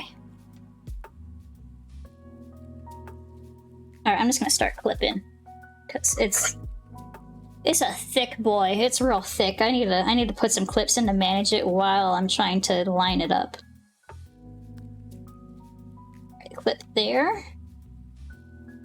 That should be pretty much the edge. I'm just gonna scooch that down a little bit. Yeah, that's perfect. Alright, now I'm just gonna tuck it in there. Flip it there. Tuck it in here. Flip it there. You know, like it lay flat, so bunching up a little bit. There we are. Is that the tail? It is the tail. It's very fluffy. Flip that. Alright.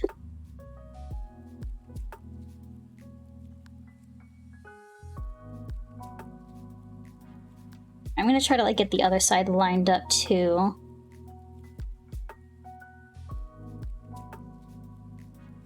Alright, that's pretty good. Just clip that in place, please.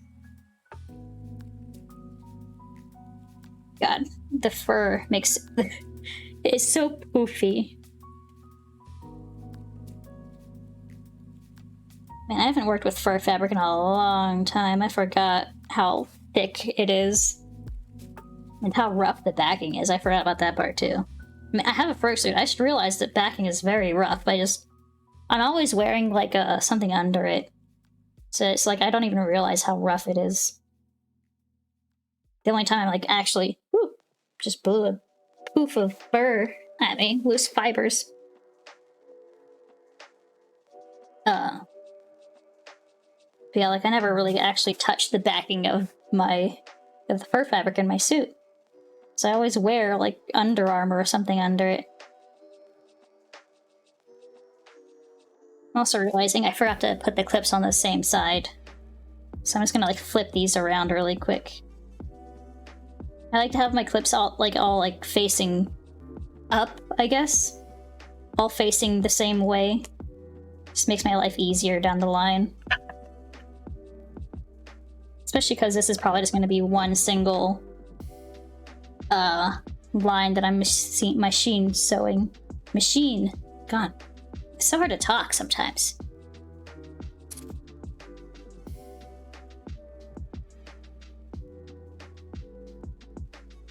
That seems lined up. Flip that right there. Perfect.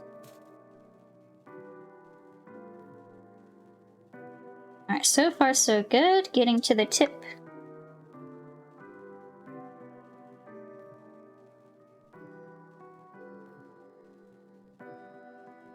Going absolutely nuts with these clips. This thing is not budging at all.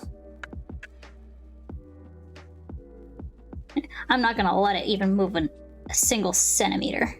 I forgot to put the notch marks on the other side for this part. I'll just guess. Just guess it, I guess.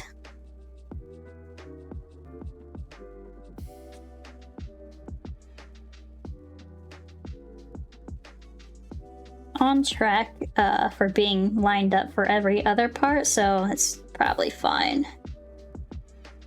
I put a decent amount of tick marks there to keep track of it.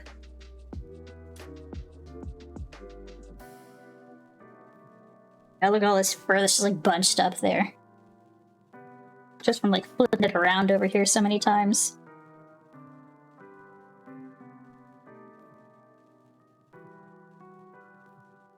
Okay. And last little part. I'm gonna try to tuck this fur in a little bit, best I can for this very tip here. We'll have to like brush the fur out of the seams later, but this will at least help with that. So I don't have to do as much of it.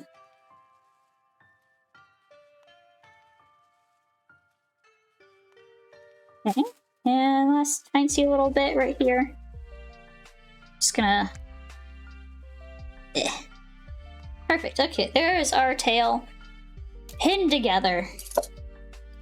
Let me just scooch my sewing machine over, and now we can zoom back out again. Boop. I'd probably zoom in like a tiny bit for right there. Alright, let me scooch that back here. Ugh. Big ol' sewing machine. Alright. Let's see. What tension? We're at that tension. Probably a little bit less there. Width. Maybe a tiny bit more. Like, I guess width doesn't really matter for what I'm about to do. Length is probably fine. I don't know. I haven't sewn fur fabric in a long time, so I don't remember what settings I usually use. But we'll just hope and pray that this works. Because fur fabric is a very tough material to sew. It's so thick, and the fur fibers get caught like on the inside components. So, you know, it's not a very friendly fabric to sew. So we might do some finagling, trying to get it... it's hard to even get it under the foot. There we go. Okay. Here we go.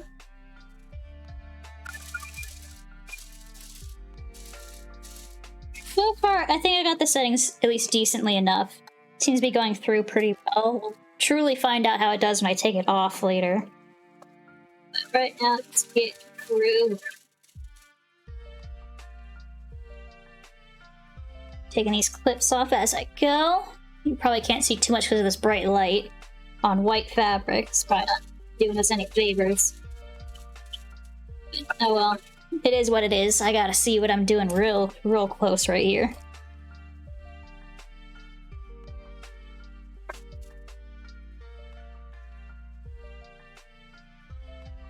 If you get like a second one of these wireless cameras, like to hook up like right next to the machine, so you can really see close detail when I'm actually in the machine.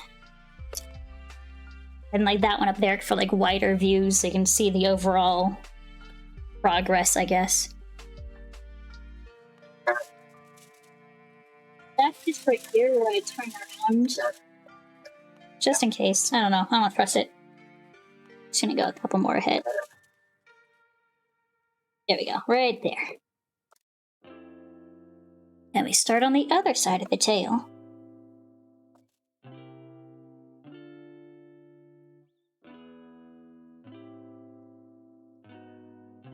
Right. Next, clips. Put my clips right here, maybe. Be a little interesting seeing the clip bag.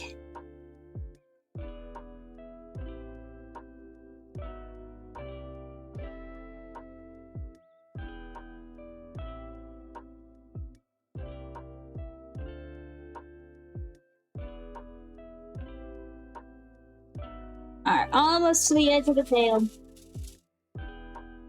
Slow but steady. It's actually not even that slow. This is a pretty good one. It's nice and easy. Easy curves, large enough piece where it's not like I'm trying to be very careful about every single stitch. Just it's big enough to just hack at it.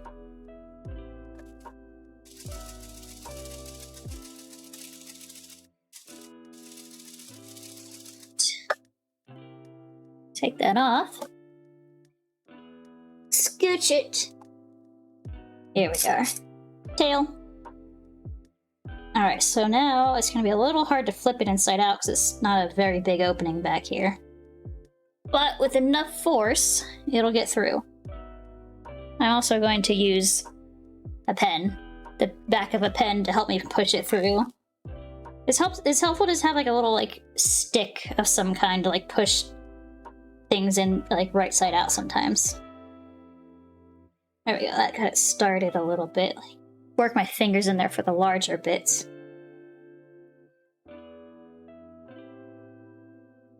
Alright, get that in there.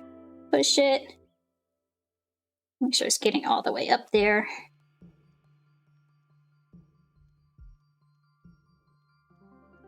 Tight squeeze. I maybe should have given myself more room to flip it inside out, but you know, that was past me. Now I am future me, where all the problems start coming through. Oof. It's okay, it's not too hard.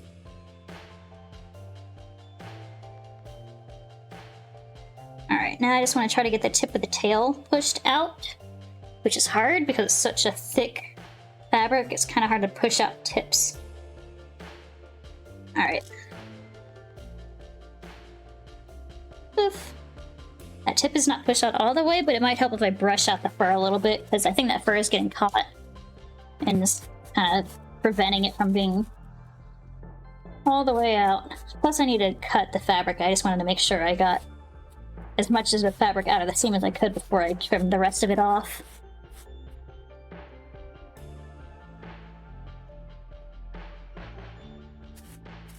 Right. I think the fur is decently out of the seam. I mean, hell, you can't even really see where the seam is right now. Like, look at that. Perfect. Alright, so now we're going to flip it back inside out, even though I went through all that work to flip it right side out.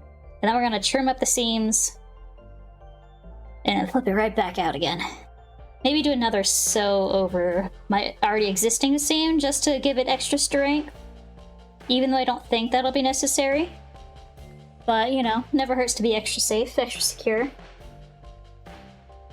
Is that you, Doki? There's a big thud behind my chair and I was nervous for a second. It was just my cat doing who knows what.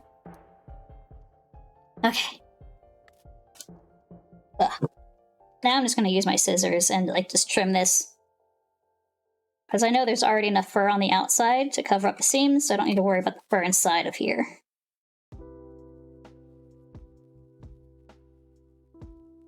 Noki, what are you doing here, bud? You curious about what I'm doing? Oh, don't fall off my chair. Don't.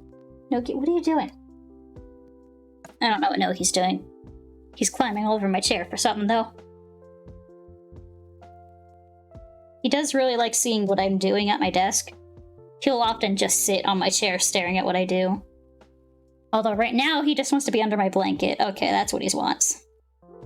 He's trying to crawl under the blanket that I have draped over the back of my chair.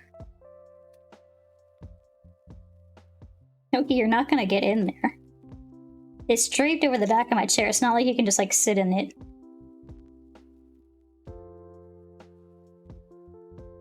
Unless he's trying to pull it down, then sit in it. Maybe he's got a big brain. Finally finished drawing your OC as a Mewtwo. Oh, that's awesome. How'd it turn out? God, sorry, I got so much fur, like, fibers in my nose. It's so itchy / ticklish.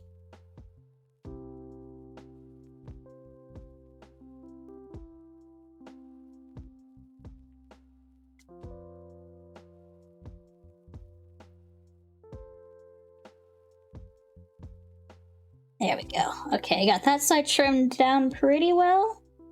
I might trim down this part even more just because it's the tip, and it's gonna be real hard to get that pointed anyway. Good, you happy with the hands? I was just freestyling with the hand. Oh, that's... I'm always so nervous freestyling sometimes. Especially if I'm trying to mimic something. I get so nervous, but that's awesome. I'm so glad it turned out well. Fur! Please stop flying directly into my nose. That would be great.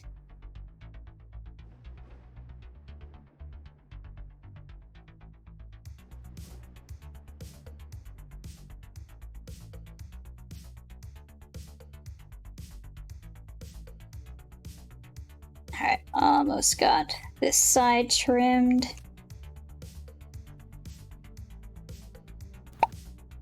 Ah! Oh my god, you're booping me! Well, thank you for the boop. Thank you, thank you. Alright, there we go. Okay, now the other side.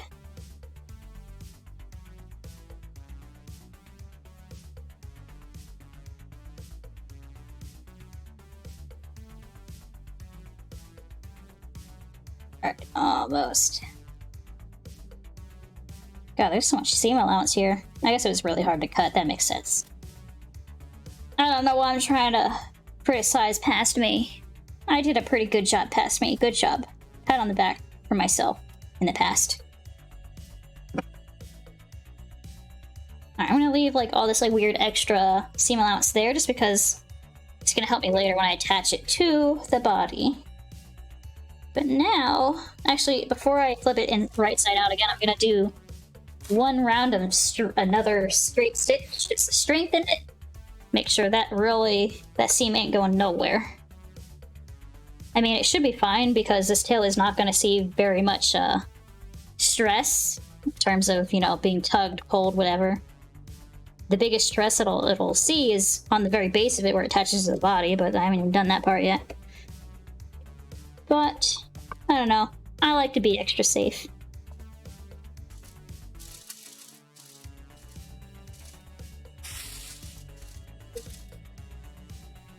So it's already been sewn, I just follow it with it.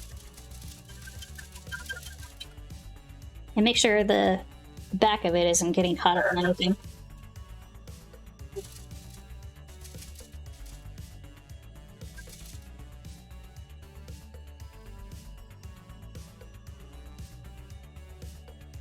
Down, sharp turn. I use the, this is the foot pedal to raise the foot. So that way I can make a really sharp turn. I just like leave the needle inside the fabric while I turn it. And you can get really sharp turns that way. Which doesn't really matter for this because you're not going to see that sharp turn when I flip it inside out. But yeah, I don't know. It makes me feel nice on the inside.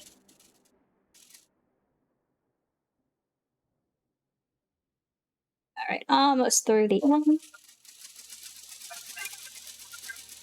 Perfect. Alright, flip that off. Put that to the side. Now the fun journey of flipping it right side out. again. Maybe like, I'm gonna trim off this extra thread while I'm at it.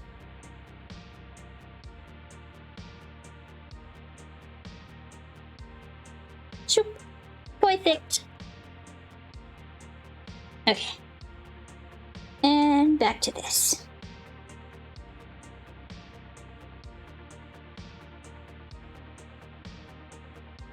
Yeah, get through there. Leave. I want to see the beautiful tail that you have become. And I'm probably going to trim the base of this tail to be really, really short.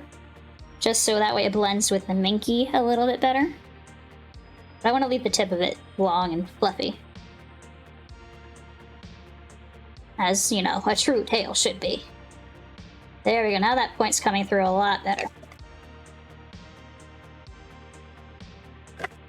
You just gotta trim away that seam allowance to really push things through sometimes. Alright, there's a tiny bit left in the very tip. There we go, okay. Now I'm gonna just brush it. And I will stuff the tail later, so it has like a nice, you know, volume to it. I mean, it's already pretty poofy as it is, but I want it to hold a structure a little bit more. So right now it's like, I don't know, it kind of is floppy. I want it to be a little bit more firm in shape. But I think the tail came out pretty well. And I'll worry about like trimming it up once I have it on the body so I can see how I want to trim it. But I think this is a pretty good tail. Little baby tail for a little baby man. Alright, so let's just see. So I can kind of show you guys what's going on here. So once this is flipped right side out, I'm basically just going to plop that right there. And it's going to have like a little tail, and I'll trim this to be really short, and this will be like kind of poofy at the end still. You just have a happy tail. It's kind of sticking out there. From the side, maybe like fold it in half maybe. From the side, he'll be kind of like that, almost.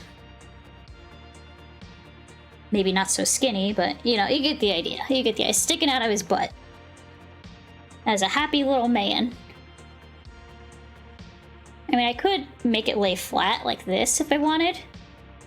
Maybe I'll do that, just because it's going to be flat overall. It might fit better if I do it like this instead of sticking up. But that's a future me problem to figure out. Present me doesn't need to worry about it anymore. I did my goals, and in the time I wanted to finish them in, so I am pretty damn amazing. Alright, let's see. Who's available to raid? Ooh, let's go raid the one and only Paimonxx. The one who I was doing the things for. Now watch, he's probably ending, isn't he? I don't know, but we're gonna start the raid. And I would like to thank you guys so much for joining me today. I'm gonna be streaming again tomorrow, I think, with, again, some more plush stuff. I want to try to get the face started tomorrow. So tomorrow my goal is to, like, get the face cut out and get it started. So I don't know, hopefully we'll get some sort of progress on the face tomorrow. Outside of that, Thursday is a collab stream with RedBubble, Kashi Cakes, and Connor. Don't know what we're playing yet, but we're figuring that out.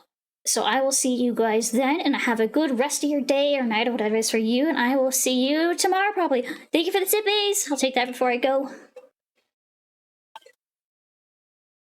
Thank you. Thank you for the sippies. Alright, let's go ahead and wrap up here. Go say hi to Paimonxx and say that he's a long, stinky dog man.